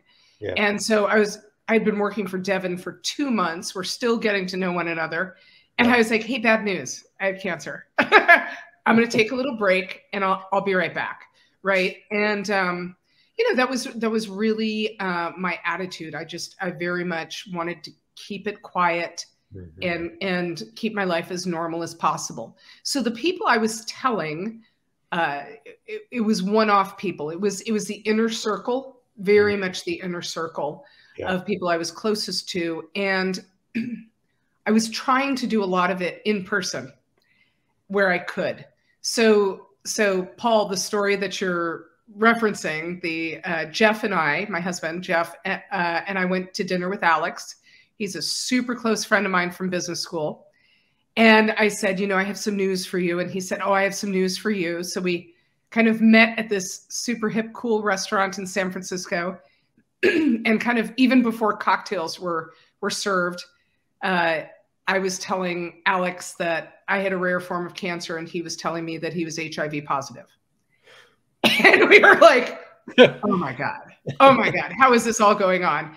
And I started to share with him just how exhausting it was meeting with each person and telling them that I had cancer, and emotionally what that was doing for me, as well as the person I was speaking with. And that then you have to keep them up to date. You know, you have to keep texting people and saying, here's the latest. And he's like, oh my God, you're not telling everyone in person, are you? And he said, you know, I've known a number of people who have had, you know, health crises like AIDS, and they have chosen to keep a blog on caringbridge.org. And so he suggested that I do that. And what was great is then I could kind of write the backstory up. And then every time there was a new medical announcement, I could write a journal entry, and people could sign up to be alerted. They could sign up with their email to be alerted when there was a new journal entry. And that way, everyone was kept up to speed. And if they fell behind, they could just go back to the website and find out. And it really, created a shortcut for a lot of the conversations. It allowed me to keep people up to speed.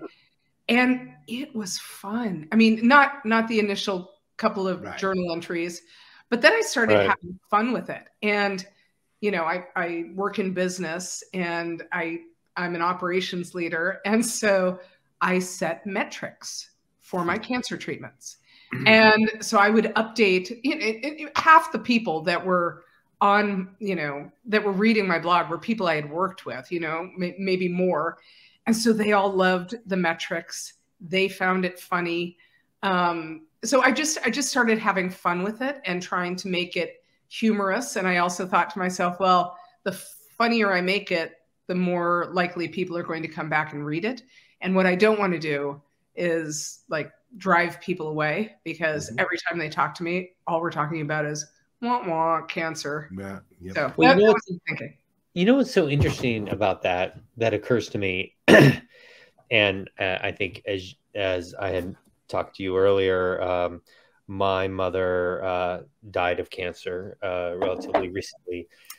Actually, two different kinds of cancer, and so I have gone through some of this personally. And what I could imagine, and why I think the blog is such a phenomenal idea, is I found that most of the time when I was sharing what was going on, I also had to manage the other person's feelings and emotions and whatever occurs to them. And usually there's a lot of the personality traits that are exaggerated. The personality traits of that person is exaggerated in extreme circumstances. And this was one. Yeah. And even my mom's one of has 5 sisters, and they all handled it differently. But what I found is that I started to caretake to them as well. Yes. Like I could not even communicate. My mom certainly couldn't, because they would fall apart. Right. But the ability to be able to communicate one to many in a place where you want to get all the information out, and certainly people could contact you, I think is such a brilliant solution, such a wonderful idea that Alex had. Oh, and the other thing Alex said to me, you know, he's a communications person. He said, tell them how to think about it. Yeah. So he said, you know, in your blog, tell them this is what's going on. You're muted. Oh, Sarah, I think you just muted yourself. You muted yourself. Just unmute. Hold on, let me see if I can unmute you somehow. Yeah, maybe I can. Okay, try now. Yes, I got you. No, I got you. I was able to. So you know, it's funny. I was hands-free, but Yeah, you were. it must have been my brain. That's just a series of like cuss words that we were bleeping you out. Ooh, am I allowed to cuss? Because that's one of my. Yeah, you actually are. Yeah. Okay, good. We do, no problem. Fucking awesome. So anyway, so what Alex said is tell them how to think about it. Mm-hmm. He said, you know, write what's happening and then tell them how to think about it. And I thought that was terrific. And in CaringBridge, people are actually able to leave comments as well, so they can process whatever you've just said, and they can leave the comments there. And I thought what was really interesting is the number of people who started like replying to one another and getting to know one another on my blog. Very interesting. So yeah, it worked super, super well. And I ended up using the blog construct in the book. So I have the whole blog. And what I did was starting like, I don't know, chapter 7, when I am now diagnosed and I'm starting the blog in the cadence of the story, I would list the blog, and then in the chapter, I would go into greater detail about what was going on. Right. And the reality was with the blog, I was pretty upbeat and trying to be funny about things. And in the chapter, I am a little bit more vulnerable and honest about what was going on. Well, go ahead, Kenny. No, I was just going to say, I mean, obviously we know her story. Do you think we should have Sarah just share, just to make sure there's probably a lot of viewers that don't know the story. Well, yeah, why don't you talk about the beginnings, I guess, a little bit, so people do get a sense. And then I have a question after that. Okay, great. So just at a high level, in 2011, I had been working at eBay for 8 years. I was newly married. I like to say I got my personal promotion from Jeff McDonald. I was newly married, and we were pursuing fertility because I was 42 when we got married, and so we're pursuing fertility. I talk about that in the book, and then I got promoted at work. I was promoted into this chief of staff role, and I had been running a really, really large team prior to that. And so suddenly I'm an individual contributor, and I take the time to go to the doctor's appointments that I had been letting go. And I went to the dentist. And about a week after the dentist, I noticed a lump in the floor of my mouth. And I contacted my dentist, and I was like, wow, do you think I got an infection last week when you were deep cleaning my teeth? And she said, please come in. And she said, you know, there's a spectrum of things that this could be. It could be an infection, and we'll get you some antibiotics. On the other side of the spectrum, there's a really, really rare cancer, but I'm sure that's not it. So, of course, what we all know is that's exactly what it turned out to be. So I was diagnosed with adenoid cystic carcinoma January 18th. So I just had my cancer I can't even say it. Cancer anniversary. Cancerversary. Put those together. Oh, yeah.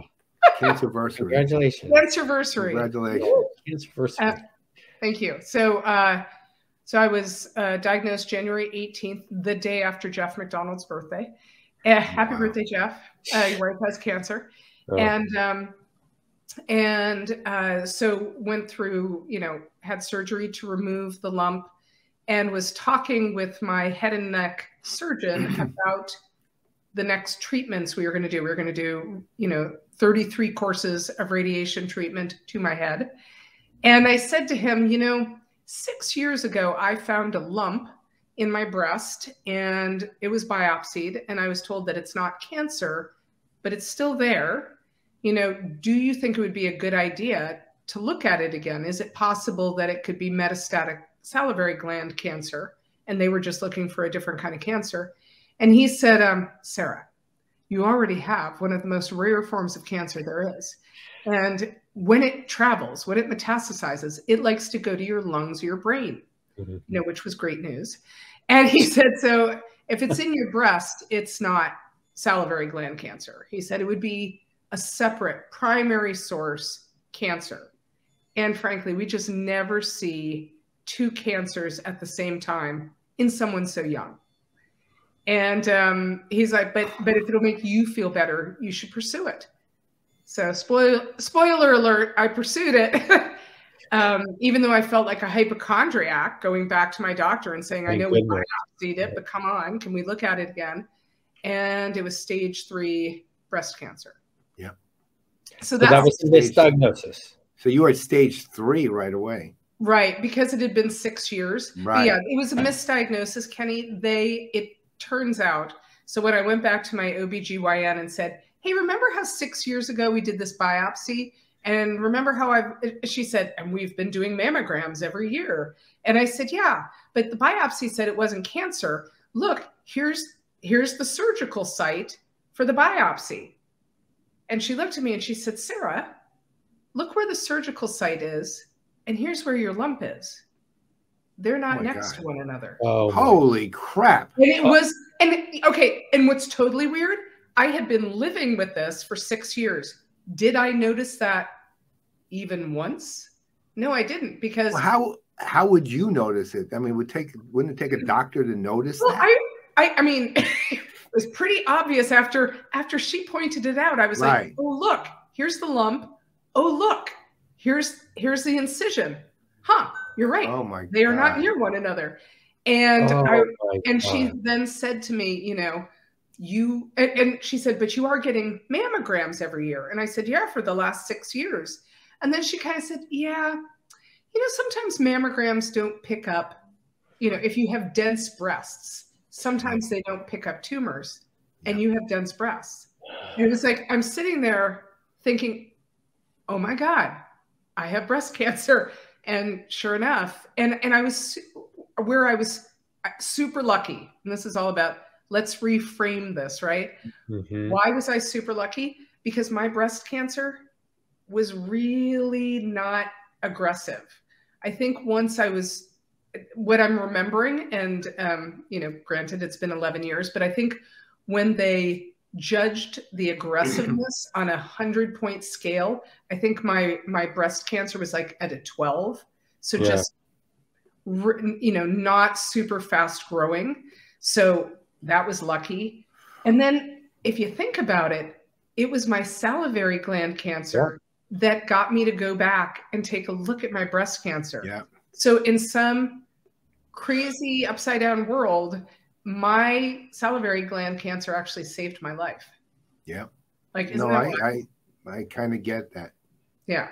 So granted, it would have been better if you didn't have to deal with any of it, but totally agree. Totally agree. So 2 cancers, and then we had been pursuing fertility at the time of my diagnosis, and I talk about the fertility journey, a journey just like the cancer journey, and some people hate those words, but whatever. I was going through a fertility journey, and we were told after the breast cancer diagnosis, we were not going to be able to pursue me carrying a child because, even if I made it through the year of cancer treatment, and that was a question mark, even if I did make it through, my breast oncologist said, we're going to put you on a hormonal medication that suppresses your estrogen. And we're going to have you on it for the next 10 years. Wow. And so when we take it off, you're going to be 55 and you're not going to be a candidate for IVF at that point. And so, you know, and she rightly said there are a lot of different ways to create families, and so you should think about it. But it was a pretty crushing third blow after these other two. So we were, you know, probably the most devastated after that. And then we kind of put our you know, fertility dreams aside and just said we need to get through this year of cancer treatments, and we did. And at the end of the year, I had no evidence of disease for the salivary gland cancer, no evidence of disease for the breast cancer. And 2 years later, 2 years afterward, you know, Jeff and I were feeling kind of optimistic that I might live. And so we started talking about, you know, was surrogacy an option for us, because we had a whole bunch of embryos sitting on ice because we were about to do IVF. Embryos sitting on ice, would it make sense to find a surrogate? So at my two-year checkup with my breast oncologist, I shared, hey, we're feeling optimistic, baby, you know, and she said, oh my God, I'm so glad you bring this up. There's just been a clinical trial, or a research trial in Europe, and they tracked a whole bunch of Belgian and German women who willfully took themselves, who had had breast cancer, were on the same medication I was on. They willfully took themselves off. They got pregnant. They had babies, and they did not have higher incidence of recurrence. So she said, given how non-aggressive your breast cancer was, and the fact that we would see you every month, we would be on you, we'd be comfortable if you wanted to. Oh my gosh. Yeah. Wow. Pregnancy. So at 48, I gave birth to our little baby girl. And so, which is just amazing. So that's why, you know, I call it the Cancer Channel. 1 year, 2 cancers, 3 miracles. Yeah. So the 3 miracles are, you know, no evidence of disease, and a little girl named Rory. It's incredible. Yeah. All right. So listen, one of the things I think that you do so well, and this goes to the playbook side, right? Which is, I downloaded deliberately and read through all your free materials on the book site. And these my tools. Your tools, exactly. Yeah. One is called 10 Things to Do When You Receive a Cancer Diagnosis. Then another one is called 10 Things to Do for Someone You Love Who Has Received a Cancer Diagnosis. And the third one is called 5 Things Not to Say to Someone Diagnosed with Cancer and What to Say Instead, which kind of goes to Alex's point, is you tell them how to you know, do it. But these are really good. I mean, and there is one funny thing in here, but I need an answer on, we'll get to in a minute. If you're looking at somebody who is newly diagnosed, or you're speaking with someone who's newly diagnosed in whatever form of cancer they have, male or female, what are the first, let's say, you have 25 things there, some of which are overlapping, but generally unique and individual. What would you consider this is kind of a stupid question in its own way, but what would you consider the most important 3 immediate things they have to pay attention to? Immediate, like not do this over time. These are the 3 things you need to do right now. What are they? And actually what I want to do is I want to lead with what's the first thing that I say to them? Okay. In that moment of crisis, in that moment of, oh, Jesus, this person has cancer. So the first thing that I say to them is, I am so sorry you are going through this. It must be so hard. And then I just leave space open for them to talk. I don't tell them that I know how they feel or I know what they're going through, because I don't. Right. Like, I don't. Exactly. My situation was and is different from theirs. So I don't know what they're going through. I can have empathy, you know, but I think anyone who is going through a crisis, regardless, and this kind of speaks to the what not to say to people and what to say instead. I just say that the 2 best sentences you always revert to is, I am so sorry you are going through this. It must be so hard. Yeah. Okay. And then Meet them right where they are. Yeah. Yeah. Well, And okay, so after that one, and you give people what to think. What are the next two things that you will tell them? I tell them, you know, I ask, you know, do you know what your diagnosis is, and do you understand your diagnosis? Because a lot of people don't. I sat down and had coffee with someone the other day who has been diagnosed with stage 4 thyroid cancer. Oof. And there was just a lot she didn't know or understand.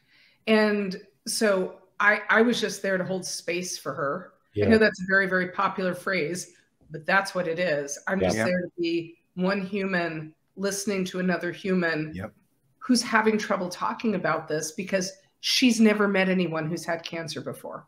She doesn't even know anyone. And so she happens to be a friend of a friend. And my friend said, will you speak to her? And I said, of course I will. I will speak to her all day long. And just answer questions to the best of my ability. But I say the first thing, you need to understand your diagnosis. And that might include getting a second opinion or a third opinion. And to truly understand what is the diagnosis, what are the treatment options, like what options do you have? And, I always say to them, do you like the doctor you're working with? Do you like him or her? Do you feel like she's listening to you? Is she answering your questions? Is she available to you? Because the reality is you are putting your life in the hands of a relative stranger. Mm-hmm. And you're going to spend a boatload of time with this person and with their medical team over the next, months, years. So I would suggest that you want to like them or respect them or feel you are heard. So the first thing is understand your diagnosis, get a second opinion. And the great thing about getting a second and third opinion is you now create options for yourself. You now have a number of doctors you've spoken to, and in your gut, you'll know who you trust and who you like the most.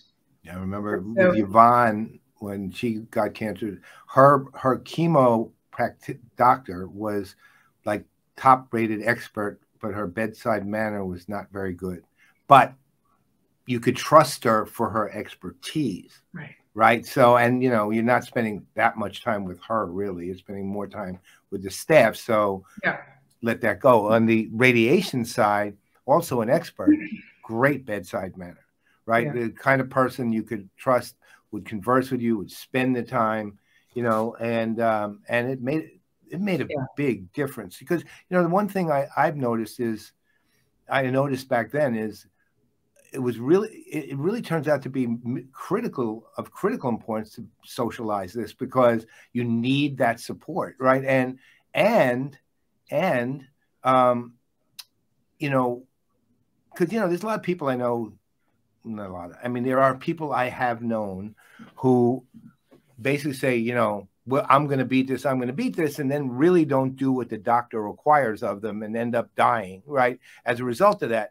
On the other hand, you can't just do what the doctor requires of you and not have some, commitment to the fact you are going to do everything possible to make sure you get through this and be healthy again, right? Both of them are necessary. And part of the power of it seemed to be in, because we went through this for about a year also, was having the ability to socialize it. So, for example, I took a lot of time off work during that year. I just shut down my work, actually, until we needed money, and I couldn't shut down anymore. And Yvonne, at that point, was going for radiation treatment every day, and had to drive from where we are all the way down. It was about a 40-minute drive. I will tell you what happened, though. Volunteers, when I couldn't drive her because I couldn't do it every day, at that point with chemo, I was always there. I stayed through the whole thing. But when volunteers from the American Cancer Society would come up pick her up and drive her. Well, and this is, again, a 45-minute drive from our house each way. They would come, get her, bring her down, bring her back. And it was every day. And one volunteer would do it until they couldn't. Another one would take their place. I mean, the astounding, it's one of the reasons why we still give, decent amount to the American Cancer Society every year, because of the incredible social support they gave us, not just their information. So, I mean, now you had, I guess this last question before, well, second to last question. You had Jeff with you the whole time. And again, well, he didn't do radiation. I mean, he went to a couple of radiation. Right. And he went to most of the chemos. Right. Kind of like but like, it's interesting because people often say, what can I do for my loved one? And I say, go to doctor's appointments with them, because 2 sets of ears better than one. And, I was shocked and amazed that Jeff and I would type up all of our questions on the iPad before going to every doctor's appointment. And then I would ask the questions and he would furiously type up the answers. And it's so fascinating because I would be in the moment trying to be completely present, hearing everything they were saying. And there's just a lot of adrenaline pumping through you. Yep. And it's hard. I'm a good listener, but it's hard to catch everything. And we would get home and read the notes and I'd be like, I didn't even hear that. Oh my goodness. So I think offering to go to doctor's appointments, offering to drive to and from chemo, offering to drive to and from radiation, offering to drive to and from, if the person's doing, yoga or meditation or acupuncture or energy work or physical therapy. Like, there are just a lot of different ways you can help shuttle that person around. And it just, I found it deepened my friendships with a number of people. Yep. It's interesting. My daughter was actually with my mom when she received her first diagnosis. And I was not there, and I talked to each one of them separately. Yeah. And I swear, Sarah, it was like they were at 2 different appointments.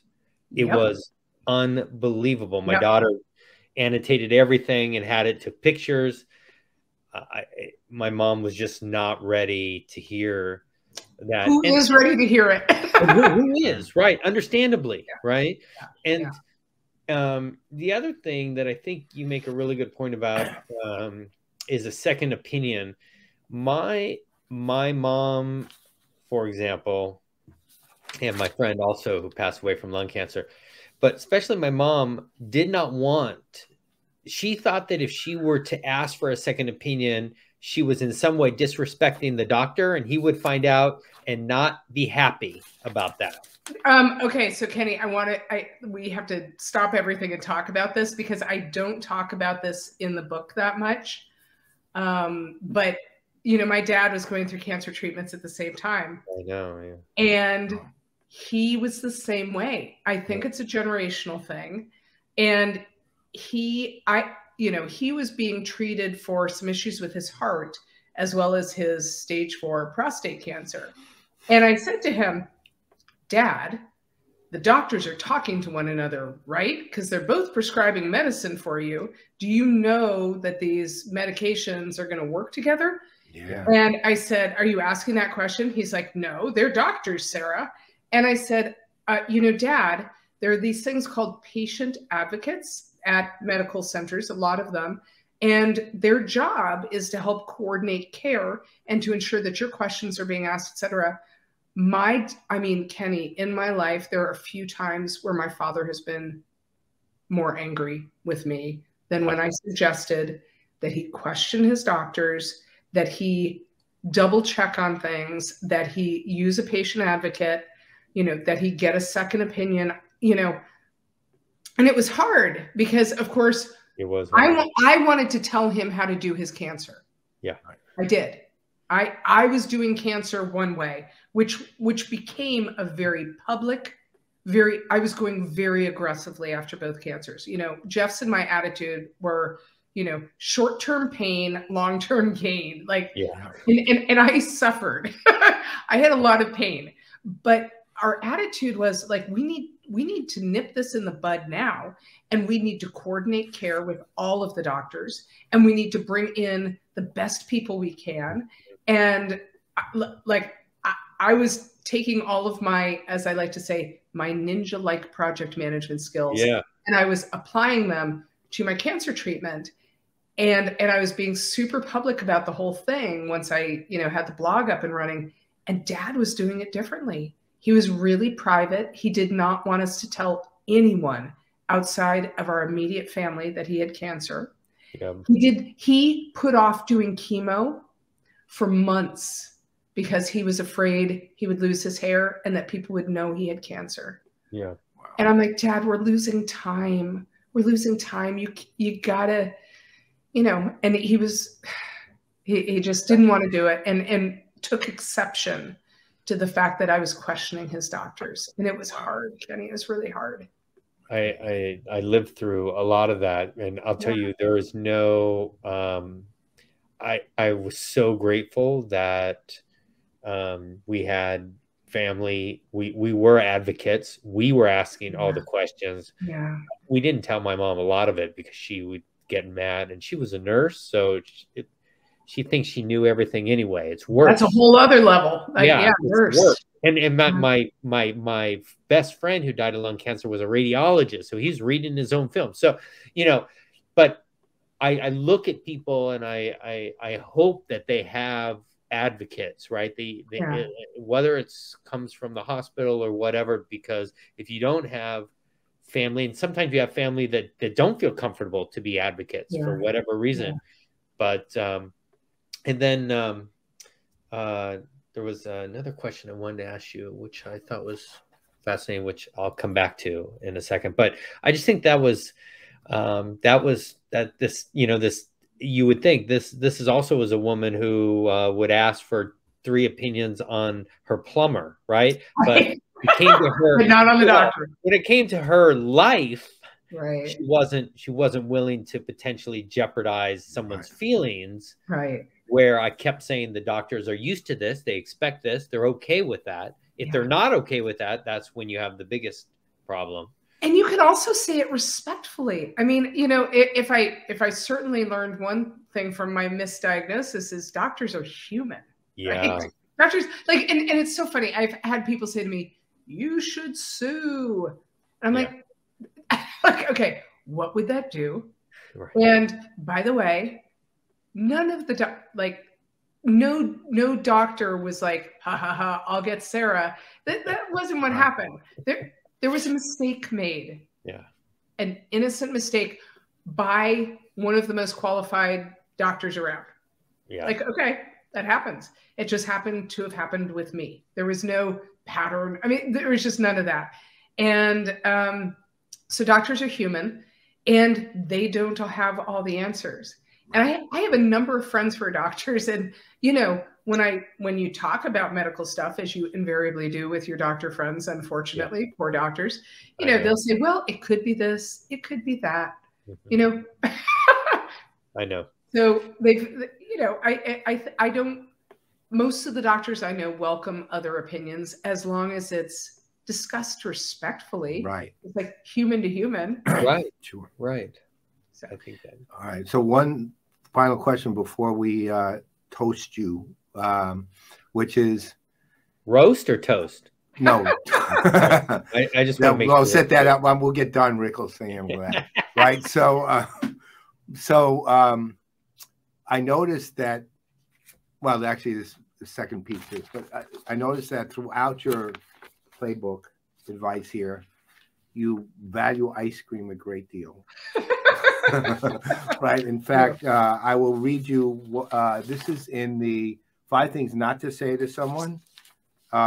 Number 5, I had an aunt who had cancer, and you explained why you shouldn't, because all cancer experience is different. You said instead say, can I bring you ice cream today? And then I will say, without reading the whole thing, the word ice cream is mentioned like 8 times just in that paragraph, right? And then it literally is infused and diffused throughout all 3 of these. So the obvious question is, what is your favorite ice cream, and be specific? So I'm going to be, so I love anything with a coffee ice cream base. Okay. And I then like one of 2 or 3 things added to it. Okay. It is either like you know, toffee chips, like, or Heath bar, crushed up Heath bar, and or Oreos, and or some Oreos. Oh, so it is off the hook. There was a place in Princeton, New Jersey, when I lived in New Jersey, that we would go to called Thomas Sweet Ice Cream. I think they also had an outpost in New Haven. I may have visited that as well. And my mouth is watering as I describe this. Actually, mine is also. Yeah, so coffee ice cream, and I would get crushed up Heath bar and crushed up Oreos in it, and that was pretty much sublime. And it was, and what was so amazing, oh, and they actually, Thomas Sweet Ice Cream, if they are still in business, had the single best cookies and cream ice cream I've ever had, because it was actually, it tasted like you were eating cookie dough ice cream. Most cookie dough ice cream I've had, it's chunks of cookie dough and it's been crystallized and sugared and nasty ass. Yeah. Like I have nothing to do with that. It tastes like undercooked flour too. Yeah, it's awful. So Thomas Sweet was superlative.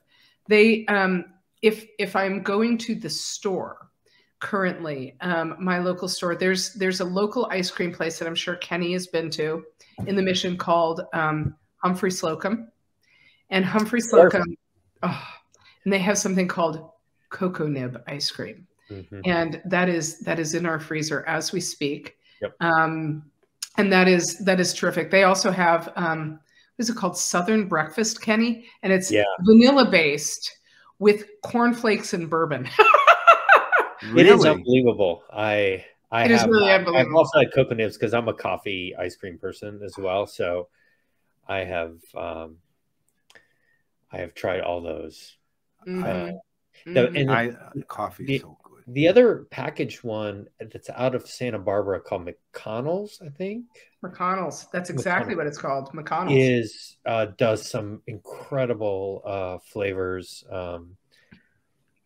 And by the way, just so you know, Thomas Sweet is live and they are serving ice cream. I think they're up to 3 or 4 stores now. So they are. I mean, I'm serious. Like if you can have their cookie dough ice cream. I mean, and I would forego coffee ice cream in order to have their cookie dough ice cream because it's so amazing.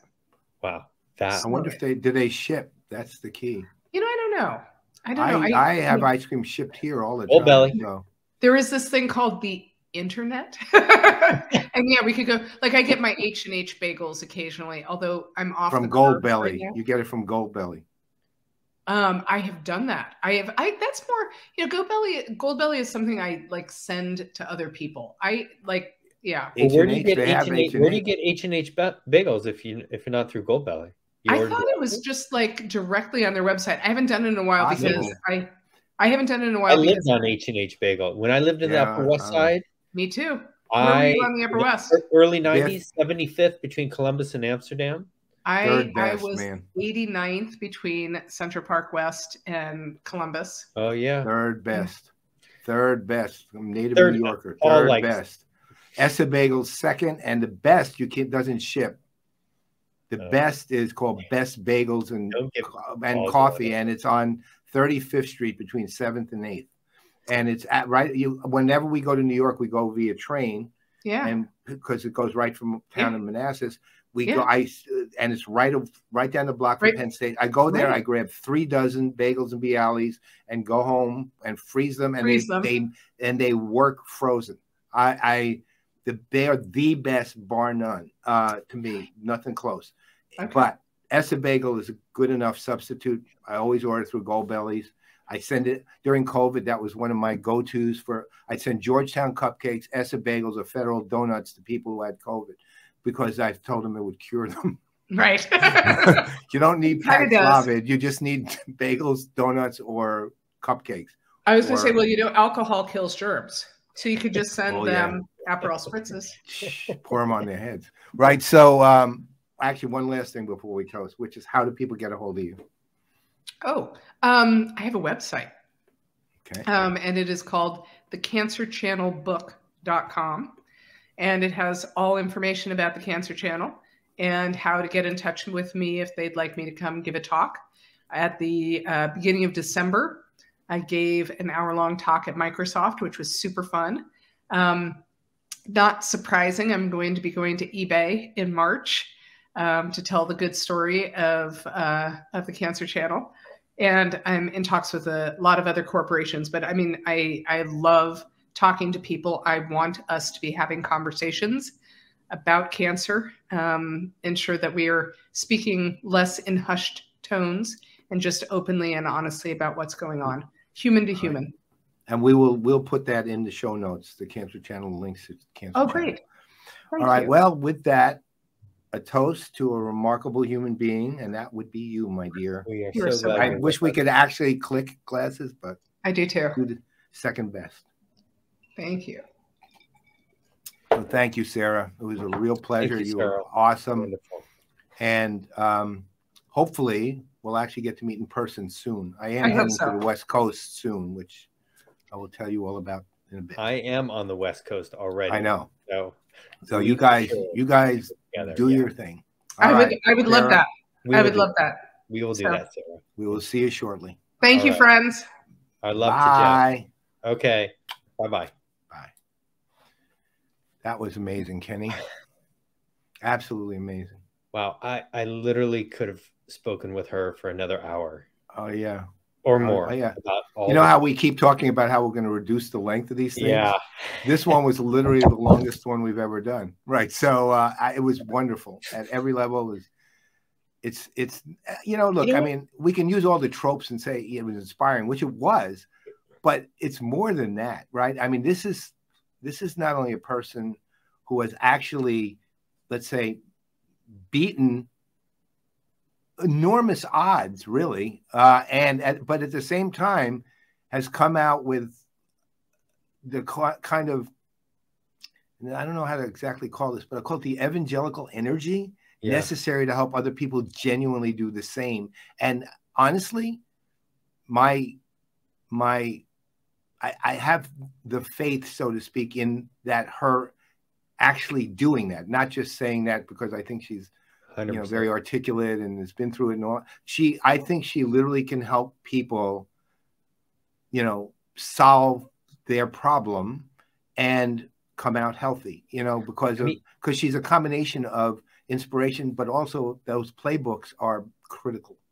I don't know if I've ever seen a better example of someone living the philosophy of it's not what life does to you, it's what life does for you. Yeah. Because we know, again, we can't imagine what that process, like the hell that she had gone through and everything. She's incredible, delightful, beautiful, and living proof of, energy revisited. But we know that it took a lot. The family took a lot for Jeff. Now they have a beautiful little girl and everything. And now she's taking all of that and turning it into what she can do for the world and what that did for her. And I can't wait to see. I think she's only just begun, to be honest. Agree. Yeah. I got to say my favorite, one of my favorite benefits of this whole thing is now I know Jeff and her, right? So, I've known Jeff a while and I've loved him since the beginning, man. And now I'm finding out I have two people at that household to love, right? So, yeah. When you come out to the West Coast, we'll just all meet at the ice cream place that she mentioned, her Slocum, and celebrate again. So come on up. That works. All right. Well, I think that's it for the show, really. Yeah. So what do you say we just let the outro take us out? Yeah, I think that's great. I think this is just a wonderful way to end. All right, folks. Very peaceful. We will see you in a month with the next show, and we will have some lovely surprises in store. Yes. Adios. Aloha.